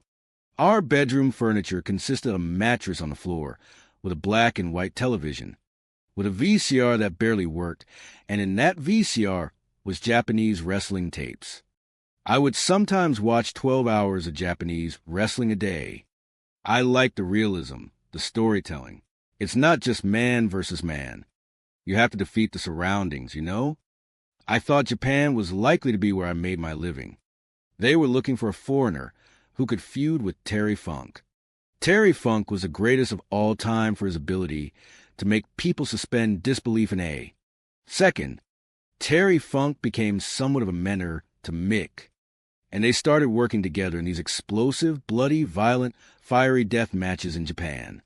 I was always drawn to the wild stuff, so I would literally be on my hands and knees. And I thought that was proof that I had done something special. This is a place I can make myself stand out. So I never saw myself being a World Wrestling Entertainment guy. In World Wrestling Federation at the time, it wasn't a PG era. It was a G-rated era. Very bland. And for someone like Mick, his style didn't really gel with what World Wrestling Federation was selling. My name is Al Snow. I'm a former World Wrestling Entertainment superstar. I was Mick Foley's travel partner, and dare I say, probably his best friend. Probably his only friend. I'm just kidding. Vince McMahon did not want Mick Foley. Didn't think that he was marketable. Didn't think he was attractive. How I convinced McMahon to hire Mick was to give me a chance on my observations of talent. because I see something in this guy. I'm Jim Ross, and at the time of the Hell in a Cell, I was Vice President of Talent Relations. I needed to make sure that we had dancing partners for the top guys. Undertaker was one of the biggest stars in the history of wrestling. Long live The Undertaker. Vince kept trying to go with giants to face The Undertaker, which was boring and dull. Big right hand. What you needed was a lunatic. I'd heard a story about Vince slamming his hand down on a table and said, all right, I'll bring him in, but I'm covering up his face. We don't know who he is. We don't know nothing about him. Well, he's nobody. He's nothing. That's Vince's perception of Mick Foley. Hey, everybody. I'm Gerald Briscoe, better known as Jerry Briscoe, World Wrestling Entertainment Hall of Famer and Chickasaw Nation Hall of Famer. Vince was like, man, it was like, okay, now you guys go build a character around nothing. So we come down to Mankind. What the hell is Mankind? Here it comes, Mankind. This bogus bullshit wouldn't have worked with anybody but Mick Foley. He's pulling his own hair out. Without a connection to the audience. Without character. Everything else is meaningless. I think fans can sense the commitment. My goal for Mick was that he was going to be a great opponent for The Undertaker. He was willing to try anything. My granny would say, he didn't turn nothing down but the covers. So now I've got this big challenge to not let him kill himself. The Undertaker and I were laying quite a foundation. 7 pay-per-view matches, 10 television matches. We've been around the globe together. But my character had kind of plateaued. I knew I had to do something. Something that would add to instead of detract from our legacy. For 1998's King of the Ring pay-per-view, World Wrestling Federation producers plan to reignite the Mankind-Undertaker feud with a recently developed concept, Hell in a Cell. The way that they did cage matches in the World Wrestling Federation was you had to either get out by either climbing over cage or leaving through the door. I asked Vince McMahon, I said, what about if this cage match is different? What about if we put a roof on the cage? Both go in, only one's coming out. And that's where we came up with Hell in a Cell. Undertaker and Shawn Michaels had the first Hell in a Cell, and it was a mile marker.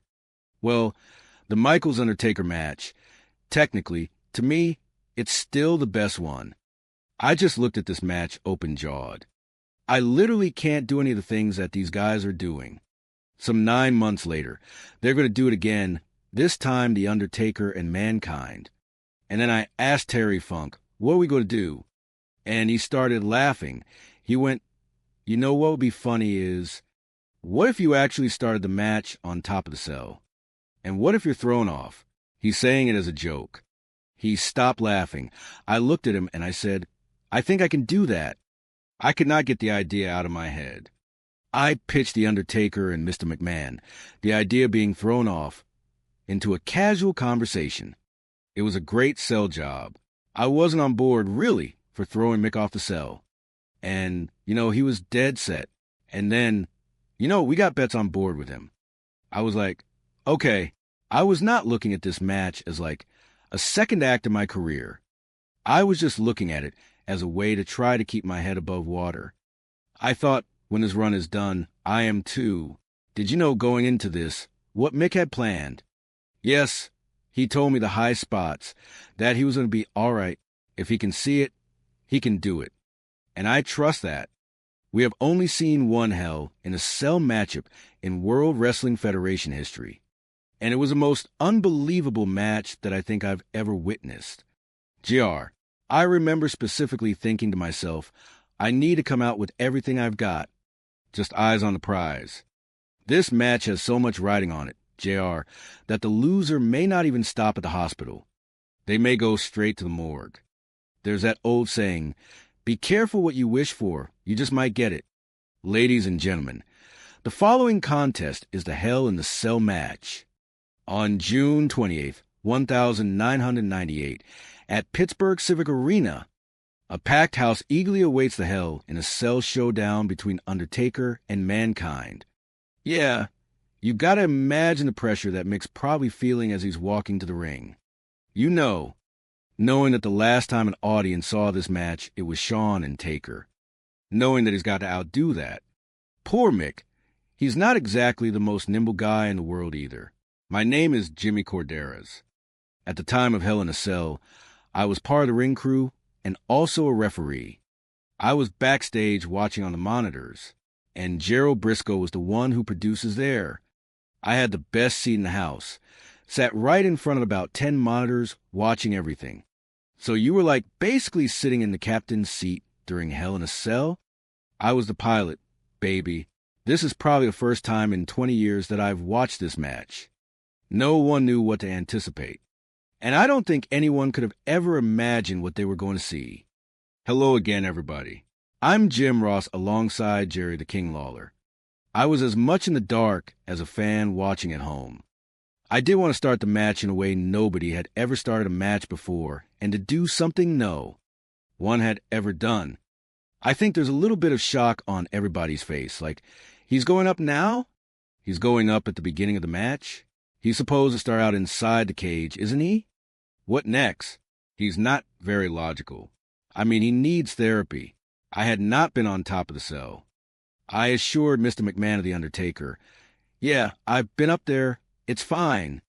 But the truth is, when I got up there, I was terrified. I'm actually not good with heights. Whoa, it's totally dark in here. He may fall off that cell. The entire time The Undertaker's music is playing, I'm thinking to myself, how can I gracefully climb down this cell without ruining my career? Wait a minute. Do you think he's daring The Undertaker to start this match up there? I thought it was a hell of a way to start. The Hell in a Cell match is officially underway. It created a fear of the mind that one could not get past. Something's going to happen. What's going to happen? They had attached the top section of the cage with zip ties. But there's 600 pounds of human beings up there. The Undertaker and I both take a step, and that mesh goes down by about a foot. Oh my gosh, look at this, it broke through, and I literally hear zip ties springing. They're destroying the Hell in a Cell. When those zip ties were popping off, I thought, oh boy, this is not good. I attempt to suplex the Undertaker on top of that mesh. He cut that off knowing that, there was a decent chance we were both going to go through it. They're throwing punches, and they got toward the edge of the cage where the announce tables were. I thought when they got close to the edge, there's just no way in hell that Mitch is going to take a tumble off the top of the cage. That's too dangerous. That's too iffy. There's very little margin for error. I look at this incredibly small table like a little dollhouse. I don't know how in the world it's going to work out, and I don't like it a damn bit. And lo and behold, the closer they got to the edge of the cage, the more I became convinced that something big was going to happen here momentarily. And it did. Then all of a sudden, here's Jim Ross, and here's Jerry Lawler, as well as the Spanish announcers, and they're looking up, and a 300-pound human being is flung at them from almost 20 feet above them, and he's coming at them fast. As strange as it sounds, it felt like it was going by in slow motion. It also went by in the blink of an eye. All of a sudden you hear this. God, this crash. Holy shit, did we just see what we thought we saw? The sound of Nick going through the announcer table was scary as hell. Everyone that was in the back, we just exploded in concern. It was like witnessing a car accident. Who you will thought he was dead. This man just stopped dead in his tracks. In a business filled with crazy, strange things, nobody had ever tried to do something like this before. It blew everybody's mind, and I thought, my God, this is over. There's no way he's going to get back up. There was an audible gasp where everyone went no. We had 2 young children at the time, and they didn't know what to think of it. All I kept saying was, oh, it's fake, just to soothe them. Yet in the back of my mind, I'm freaking out. It's tough to know when it really, really, really is real. But it had to have hurt him, and it was believable. If the Undertaker threw him just a little too far, or a little too short, that's falling from God, knows how high onto concrete, or could have even landed on fans. The pain would come later. I'm kind of flying high on adrenaline, and I pulled off this pretty lofty goal. Going through the table could not have gone better. He saw in his head, and in mid-air, he turned in such a way that he was able to land flat on that, announced death to cushion that fall, and not kill him. And when it did happen, you should have heard the voices back there. Replay that, and you go into business mode where you're trying to get every great shot that you had. With it, Hugo Savanovic, the Spanish commentator, bailed out his chair instead of getting flattened. It was pretty traumatic, to be honest, because it was my friend out there and being torn with the rule that you don't step in, you don't interfere with whatever Nick was trying to construct. The fans were literally having this guy laying at their feet, and they're looking at all the attendants and the referees. I know Terry Funk was the first one to get there. I asked Terry, is he conscious right there? Now we're trying to make room for Dr. Francois to get there. So I was in my medical room, and suddenly I hear right now, come right now, Nick fell from the top of the cell. And I said, what? I'm Dr. Francois Petit, a.k.a. Kyle Petit. I used to be the doctor for World Wrestling Federation for about 5 years on the road, and before that for about 9 years in Los Angeles. Francois was kind of like the French Army knife. Francois was a black belt in karate. He was a Sub-Zero in the first Mortal Kombat movie. Probably a secret agent, and an investment banker. Francois was what I think they call them bone crackers. He could fix you. You probably wouldn't enjoy it, but he could put you back in place. No matter what the malady was, baby, I fix you. I fix you, baby, it'll be okay. You're going to have to put it back. Of course. He was my number one patient. I can't say something like that. Well, this is nuts what he did. He fell on his back badly, and on top of that, on his dislocated shoulder. The emergency medical technician people have no idea how to get the gurney down there, and it turns. Out the gurney wouldn't fit. So now they got to raise the cell with the Undertaker on it. He was put on that gurney like that was real. They were going to take him to the hospital. We thought the damn thing was over with. I mean, what else can they do, But we found out. I realized that the longer I'm on there, the more fully the audience is engaged. I've never seen anything like that in my life. Well, I'm not, but I've got a feeling that I'm going to be able to continue. Everybody was trying to tell him, no, Mick, you're done. Stop. What are you doing? Where are you going? Why are you doing this? Just stay down. Holy shit, he's coming back for more? I'm thinking this guy will be the craziest, dumbest son of a bitch in our business. How can he climb? How can his body at this point? I do not know how I'm going to do this and live. But I have pledged to do it, and I'm going to do it. This is absolutely amazing. Absolutely amazing here. I'm thinking to myself, you're insane, you're an idiot. But at the same time that I'm thinking that was a moment that really made him a star. By then, backstage was packed because they know shit's going on. I stayed back where I was because I knew something else was going to happen. I knew. I guess at the end of the day, I'm glad that they went back up because it created another moment. It added to the storyline because sometimes you can storyline yourself right to the hospital. The next spot in the storyline pitched by Mick Foley was far less concerning, at least at first. We had already agreed on the one choke slam, which we thought would cause the match to gradually give way. And the big visual was going to be Undertaker, like stuffing me down, but that did not happen. And now, Houston, we got a problem. I thought that the destruction of the Foley body was well in hand. And that's enough.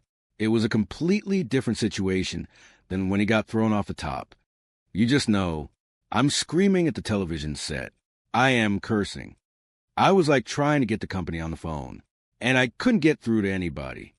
I couldn't get through to anybody. How do you tell your children, oh, daddy's acting? Laying there lifeless, motionless. This was not expected at all. I thought that was the end of him. When he hit that solid mat, that ring is a concrete. The mat doesn't do it justice. It's more like hitting the cement. As he's falling, that metal-heavy, solid folding chair came right behind him. You could see when he lands that chair. Boom, there's a chair on his face. Boom. He could have very easily died. My mom thought he was dead also. I was shocked. I was screaming. I was furious. Because I thought he betrayed me by not telling me the truth that there was another spot. There we go. Choke slam. Oh. That was the first time in his career that he'd been legitimately knocked out cold. We all flooded the cage. Dr. Francois, Terry Funk. The guys that went out, they were thinking this might be the end. He was really not responsive at that point. I turn around and look at the Undertaker, and I say, okay, that's enough, because I saw his eyes not answering. Man, he landed in such a funky way. I didn't know that he was going to get up. I was legit scared for what the results were going to be. The Undertaker, he looked at Terry and said, see if he's alive. Terry reports back, he's still breathing. There were so many times when I'd seen stars, but I'd never been out for more than a couple seconds. And this time there's 42 seconds that I don't recall. Terry Funk took it into his own hands and walked up to Undertaker and said, hit me, so he could take the focus away from Mick a little bit, so everybody could tend to him. It's all ad-lib, it's all at the moment. If I'd ever seen a match that should have been stopped, that was probably the one, but he just didn't do it back then. We didn't stop matches, we bought time. And I needed every second that I could get. When I came to what I immediately saw, Terry Funk's shoes, I then realized I'm in this match, and that's where I try to stand. How is he still standing up? I don't have a damn clue. Oh my God, he is a freaking mess. It's really crazy to think that they would allow this to happen. Just like someone go unconscious, and then continue to match. As the clouds began to clear, I was all about trying to create an image for television. I've got a massive wound underneath my lip.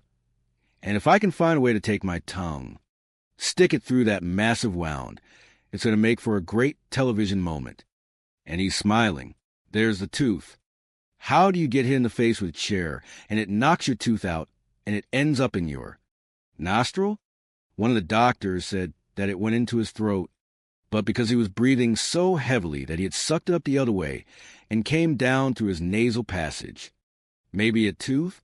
This match was real. The pain was real. The drama was real. The expressions on everybody's face were real. Real concern.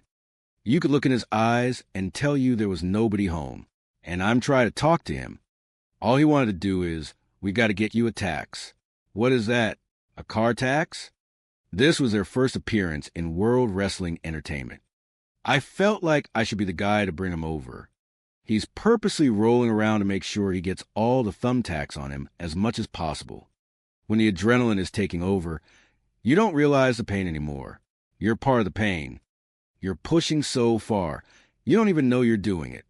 Mick is very big about come hell or high water, whatever it is, he will see it through. Finally, the 17-minute match comes to an end with The Undertaker defeating Mankind. What a spectacle it was. In that Pittsburgh Civic Arena, 16,000 people. We've never seen anything like this before. They brought the stretcher out because we thought it was needed for sure. But he waved it off and that crowd went absolutely insane. This was real as a heart attack. And the people could tell that puts the fans in the corner of this guy who just cannot be stopped. And that's the kind of shit that gets over. An audience has invested their time, their money, and their effort in one single thing. And that is the belief in you. He knew and understood that risking his well-being allows them to more thoroughly believe in him and the experience. Thank God this is over. We kept taking these chances, and another chance, and another chance. And for why, as long as I live, I will never forget what we just witnessed right there. He would always call and check in with me, let me know that he's okay. And now here comes the one pay-per-view where she really needs to know, and there's no phone call. I had to wait and wait and wait. It made me worry, and that anger came back. And a few hours later, Mick calls me. She was screaming at me, your children thought you were dead. I think prior to the cell, she prepared by trusting that I wasn't going to do anything to jeopardize the family. After that, it became a big concern. Mick came back through the curtain. I mean, everybody rushed up and wanted to check on him and make sure he was as okay as he could possibly be. One of the first people to greet Mick at the curtain was Vince McMahon. He said, Mick, I want to thank you for what you've done for my company. And I want you to promise me that you will never do anything like it again and pull those thumbtacks out of him. I'm going backstage, and I overheard Mick say to Taker, did we do the thumbtack spot? He doesn't realize that the doctor is just plucking him out of him right now. When you love somebody and you respect them as much as I did Mick, my first thought was, are you okay? Are you really okay? I don't think he truly anticipated how severe that was going to be. Like that night, I had to help him get undressed and into bed. You know, he was messed up on that one. I think it was 15 stitches underneath the lip. Lost these 2 teeth. I don't even know if I was treated for concussion. I had a bruised kidney for about 6 weeks. My jaw was dislocated.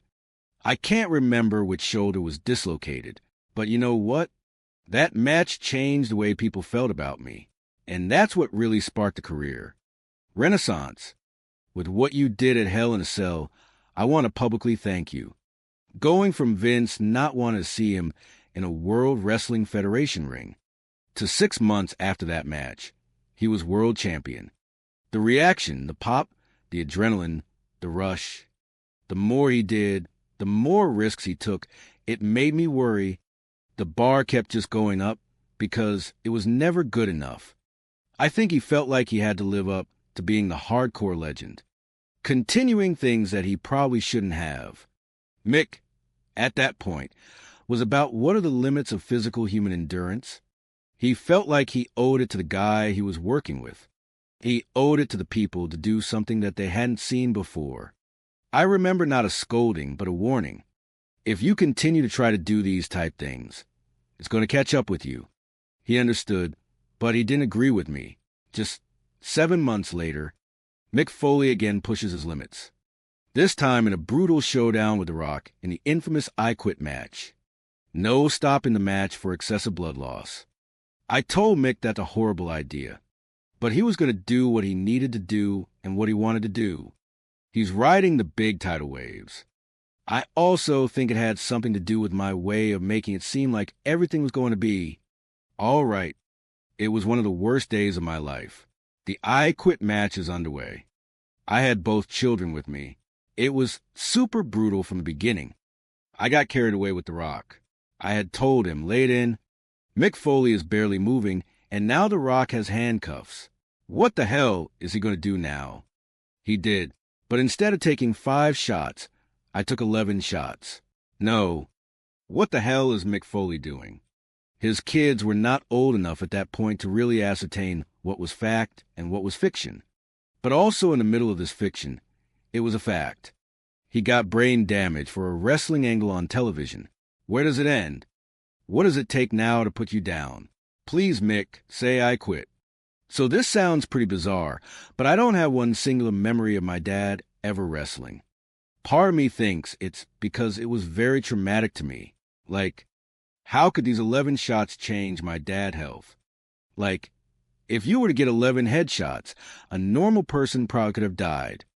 It's sickening, honestly. I really, really hate the I Quit match. Mick always wanted to over-deliver. And somewhere down the road, all of us need to ask ourselves the question, was it worth it? No. I understood that the style I chose was going to result in great discomfort. There were so many times where I could have made a move less painful, but I chose not to because I thought it would look better. No, there were a handful of doctors saying that you need to stop now. If you continue wrestling, you'll wind up crippled. Do you think that stopped him? I still thought I had one good match left in me, and so I set about trying to delay the inevitable. There were times when he should not have been wrestling. He shouldn't have been cleared. He'd drive around and not remember where he lived. Concussion on top of concussion on top of concussion. My appointment with the World Wrestling Entertainment neurologist had not gone particularly well, so I booked an appointment independent of World Wrestling Entertainment. I'll never forget what he told me. He said, Mr. Foley, if you want to try to find another neurologist to clear you, that's up to you. But I'm telling you, you should never wrestle again. If you push those physical limits like Mick has, you're definitely going to pay a price. Sadly, Mick is paying that price right now. Back then, we didn't know the long-term effects of concussions. When guys take a bump, they have an impact in the ring, similar to experiencing a 25-mile-per-hour car accident. I can only imagine the type of pain that Mick has to live with. He's paid the price for all this fame. Mick is very special, and he's lucky he's still with us. Chronic traumatic encephalopathy is a very scary disease that is a long-term effect of repetitive concussions and brain trauma. We don't really know how my dad will be doing in 10, 20 years or so. If you're wondering if I'm worried about that, yeah, really worried. Every day, I worry about that. The fallout from what I'd done, I don't see a way out of it. That's one of the most respected and beloved men to ever compete in our business. But I'm going to fight it. I'm going to try to be someone who continues to get sharper as they get older. And so I have these spoken word shows. It's like mental gymnastics for my mind. And I hear the crowd chanting, Undertaker. Putting on a show, having that stimulation from people, that keeps them going. I could either appreciate what I have, or I could live in complete fear about the unknown. So I'm going to continue to enjoy myself. He lived his dream. He made his dream. He needs to feel accepted, especially around his legacy. I tell him, go, do the things you like to do, but don't push your luck. Colette knew that I was kind of my own worst enemy when I was in the ring.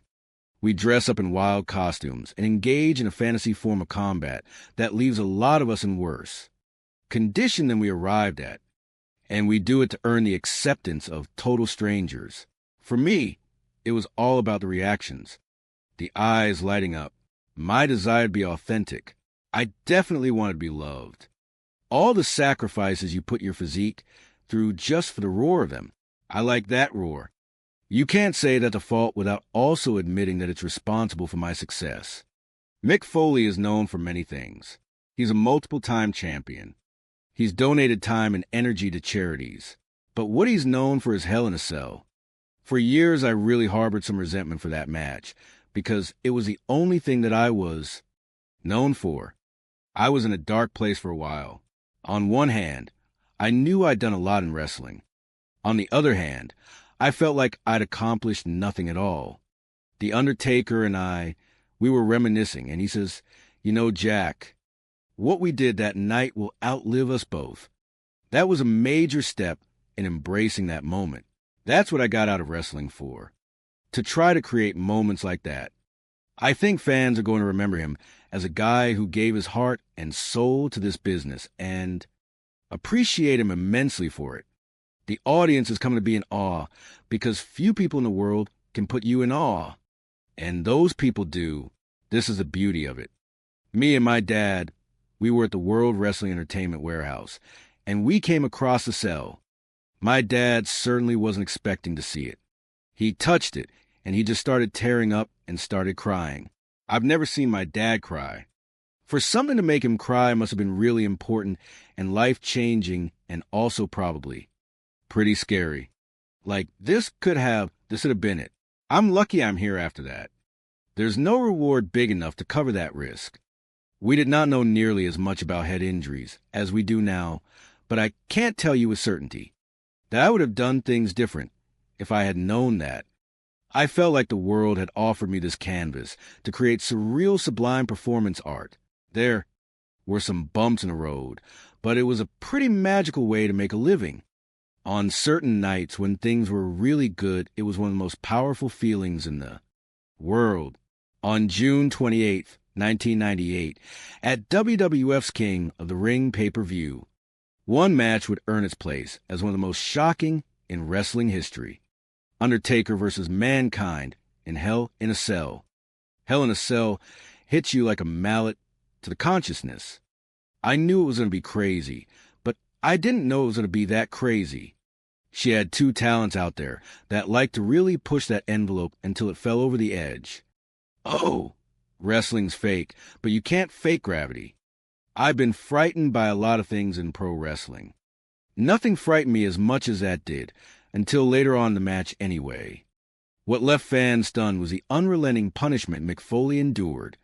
Until you saw it, you didn't believe that a person could physically do this and live. This match was real. The pain was real. The drama was real. I was cursing and screaming and calling him an F-I-N-G idiot. Why are you doing this? one of wrestling's most infamous matches. Hell in a Cell's legacy persists as both an epic success and a cautionary tale. I think we dodged bullets that day. Not just one, but several. It's really crazy to think that they would allow someone to go unconscious and then just continue. The match, the collateral damage that ensued, is another story. When does it stop? When's enough? You pay all day long for the decisions you make in your 15 minutes in the spotlight. It was a dangerously crazy masterpiece, but all of us need to ask ourselves the question, was it worth it? Everyone who gets into wrestling is looking for something that they find missing in their own lives. For me, I was teased a lot, so I had an overwhelming need to be liked. And to take that WWF Championship belt, for example, I remember being in college as a sophomore. I took a swig of red food coloring, and I did a super fly leap off a bed onto a stuffed atom on a concrete floor. And when I hit the floor, I spit that blood concoction out. Everybody in the dorm was there watching. I heard one of the girls yell out, "That's the most disgusting thing I've ever seen." And I felt that power. So I thought, if I can't make people love me, perhaps I can disgust them. I just needed to get reactions. My name is Mick Foley. I am known as a hardcore legend, and I survived Hell in a Cell. I think Hell in a Cell is a perfect gateway. So many people have said that's the first match I was shown, and now I'm a huge fan. And my follow-up question is always like, did you expect all the matches to be like that? It's like, because they're not. A normal Mick Foley match is quite hardcore, brutal, probably blood, thumbtacks, fire. Oh my God, he's ready to take his dick. Barbed wire. Getting exploded by C4 explosives in Japan. Getting speared through a table of fire. Taking like bumps on the concrete. Oh God, right on the concrete. He just put his body through so much. I'm Mickey Foley, and my dad is a hardcore legend, Mick Foley. I think he just really loves getting like in oh my God or gross or nasty type of pop. Oh my God. I'm Noelle Foley, and I'm the daughter of Mick Foley. Realism was a big tool. I didn't think I was having a good match unless I had trouble getting back to my hotel room. I did not enjoy the pain. I enjoyed the fact that I could take it and sell it in a way that was fun. Oh no. Oh my God. He's hung himself in the rope. I just had to really ask myself, do I want to get mixed up with this? I'm Colette Foley, and I've known Mick Foley for over 35 years. When I met Mick, I noticed his eyes. I noticed that he was a gentle, nice person. But his corny jokes and terrible humor, that's what really made me fall in love with him. Our wedding song was actually Beauty and the Beast. We were a good team. She understood. She understood my commitment. Like, she really did. When that adrenaline was pumping, he just wanted people to leave talking about how great a show it was, at his own risk. And that was his drive to keep going and get more crazy along the way. He developed a personality called Cactus Jack. You can't stop Cactus Jack. He was a wild and crazy guy. You thought he might be insane. Are you kidding me? He had charisma. You couldn't take your eyes off this guy. He was different. He was unusual. I'm Jim Cornette, and at the time of the Hell in a Cell match, I was working as an agent and a producer for the WWF. Mick was excellent with psychology in his matches. He knew that the fans liked people that were out of control. He's biting them. Someone who was going against the script. Cactus is going down. He could take those people on that ride with him and elicit the response that he wanted to get. This man's out of line for this. Then the attention would be on him, and his reputation would grow. Our bedroom furniture consisted of a mattress on the floor with a black and white television, with a VCR that barely worked, and in that VCR was Japanese wrestling tapes. I would sometimes watch 12 hours of Japanese wrestling a day. I liked the realism, the storytelling. It's not just man versus man. You have to defeat the surroundings, you know? I thought Japan was likely to be where I made my living. They were looking for a foreigner who could feud with Terry Funk. Terry Funk was the greatest of all time for his ability to make people suspend disbelief in A. Second, Terry Funk became somewhat of a mentor to Mick.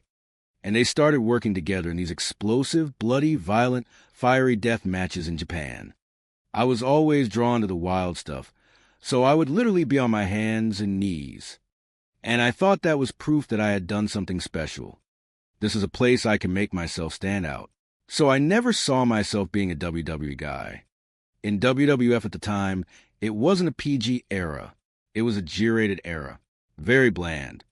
And for someone like Mick, his style didn't really gel with what WWF was selling. My name is Al Snow. I'm a former WWE superstar. I was Mick Foley's travel partner. And, dare I say, probably his best friend. Probably his only friend. I'm just kidding. Vince McMahon did not want Mick Foley. Didn't think that he was marketable. Didn't think he was attractive.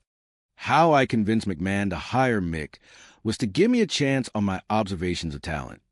Because I see something in this guy. I'm Jim Ross, and at the time of the Hell in a Cell, I was Vice President of Talent Relations. I needed to make sure that we had dancing partners for the top guys. Undertaker was one of the biggest stars in the history of wrestling. Long live The Undertaker. Vince kept trying to go with giants to face The Undertaker, which was boring and dull. Big right hand. What you needed was a lunatic. I'd heard a story about Vince slamming his hand down on a table and said, all right, I'll bring him in, but I'm covering up his face. We don't know who he is. We don't know nothing about him. Well, he's nobody. He's nothing. That's Vince's perception of Mick Foley. Hey, everybody. I'm Gerald Briscoe, better known as Jerry Briscoe, WWE Hall of Famer and Chickasaw Nation Hall of Famer. Vince was like, man, it was like, okay, now you guys go build a character around nothing. So we come down to Mankind. What the hell is Mankind? Here it comes, Mankind. This bogus bullshit wouldn't have worked with anybody but Mick Foley. He's pulling his own hair out. Without a connection to the audience. Without character. Everything else is meaningless. I think fans can sense the commitment. My goal for Mick was that he was going to be a great opponent for The Undertaker. He was willing to try anything. My granny would say, he didn't turn nothing down but the covers. So now I've got this big challenge to not let him kill himself. The Undertaker and I were laying quite a foundation. 7 pay-per-view matches, 10 TV matches. We've been around the globe together. But my character had kind of plateaued. I knew I had to do something. Something that would add to instead of detract from our legacy. For 1998's King of the Ring pay-per-view, WWF producers planned to reignite the Mankind-Undertaker feud with a recently developed concept. Hell in a Cell. The way that they did cage matches in the WWF was you had to either get out by either climbing over the cage or leaving through the door. I asked Vince McMahon, I said, what about if this cage match is different? What about if we put a roof on the cage? Both go in, only one's coming out. And that's where we came up with Hell in a Cell. Undertaker and Shawn Michaels had the first Hell in a Cell, and it was a mile marker. Well, the Michaels-Undertaker match, technically, to me, it's still the best one. I just looked at this match open-jawed. I literally can't do any of the things that these guys are doing. Some 9 months later, they're going to do it again, this time The Undertaker and Mankind. And then I asked Terry Funk, what are we going to do? And he started laughing. He went, you know what would be funny is, what if you actually started the match on top of the cell? And what if you're thrown off? He's saying it as a joke. He stopped laughing. I looked at him and I said, I think I can do that. I could not get the idea out of my head. I pitched The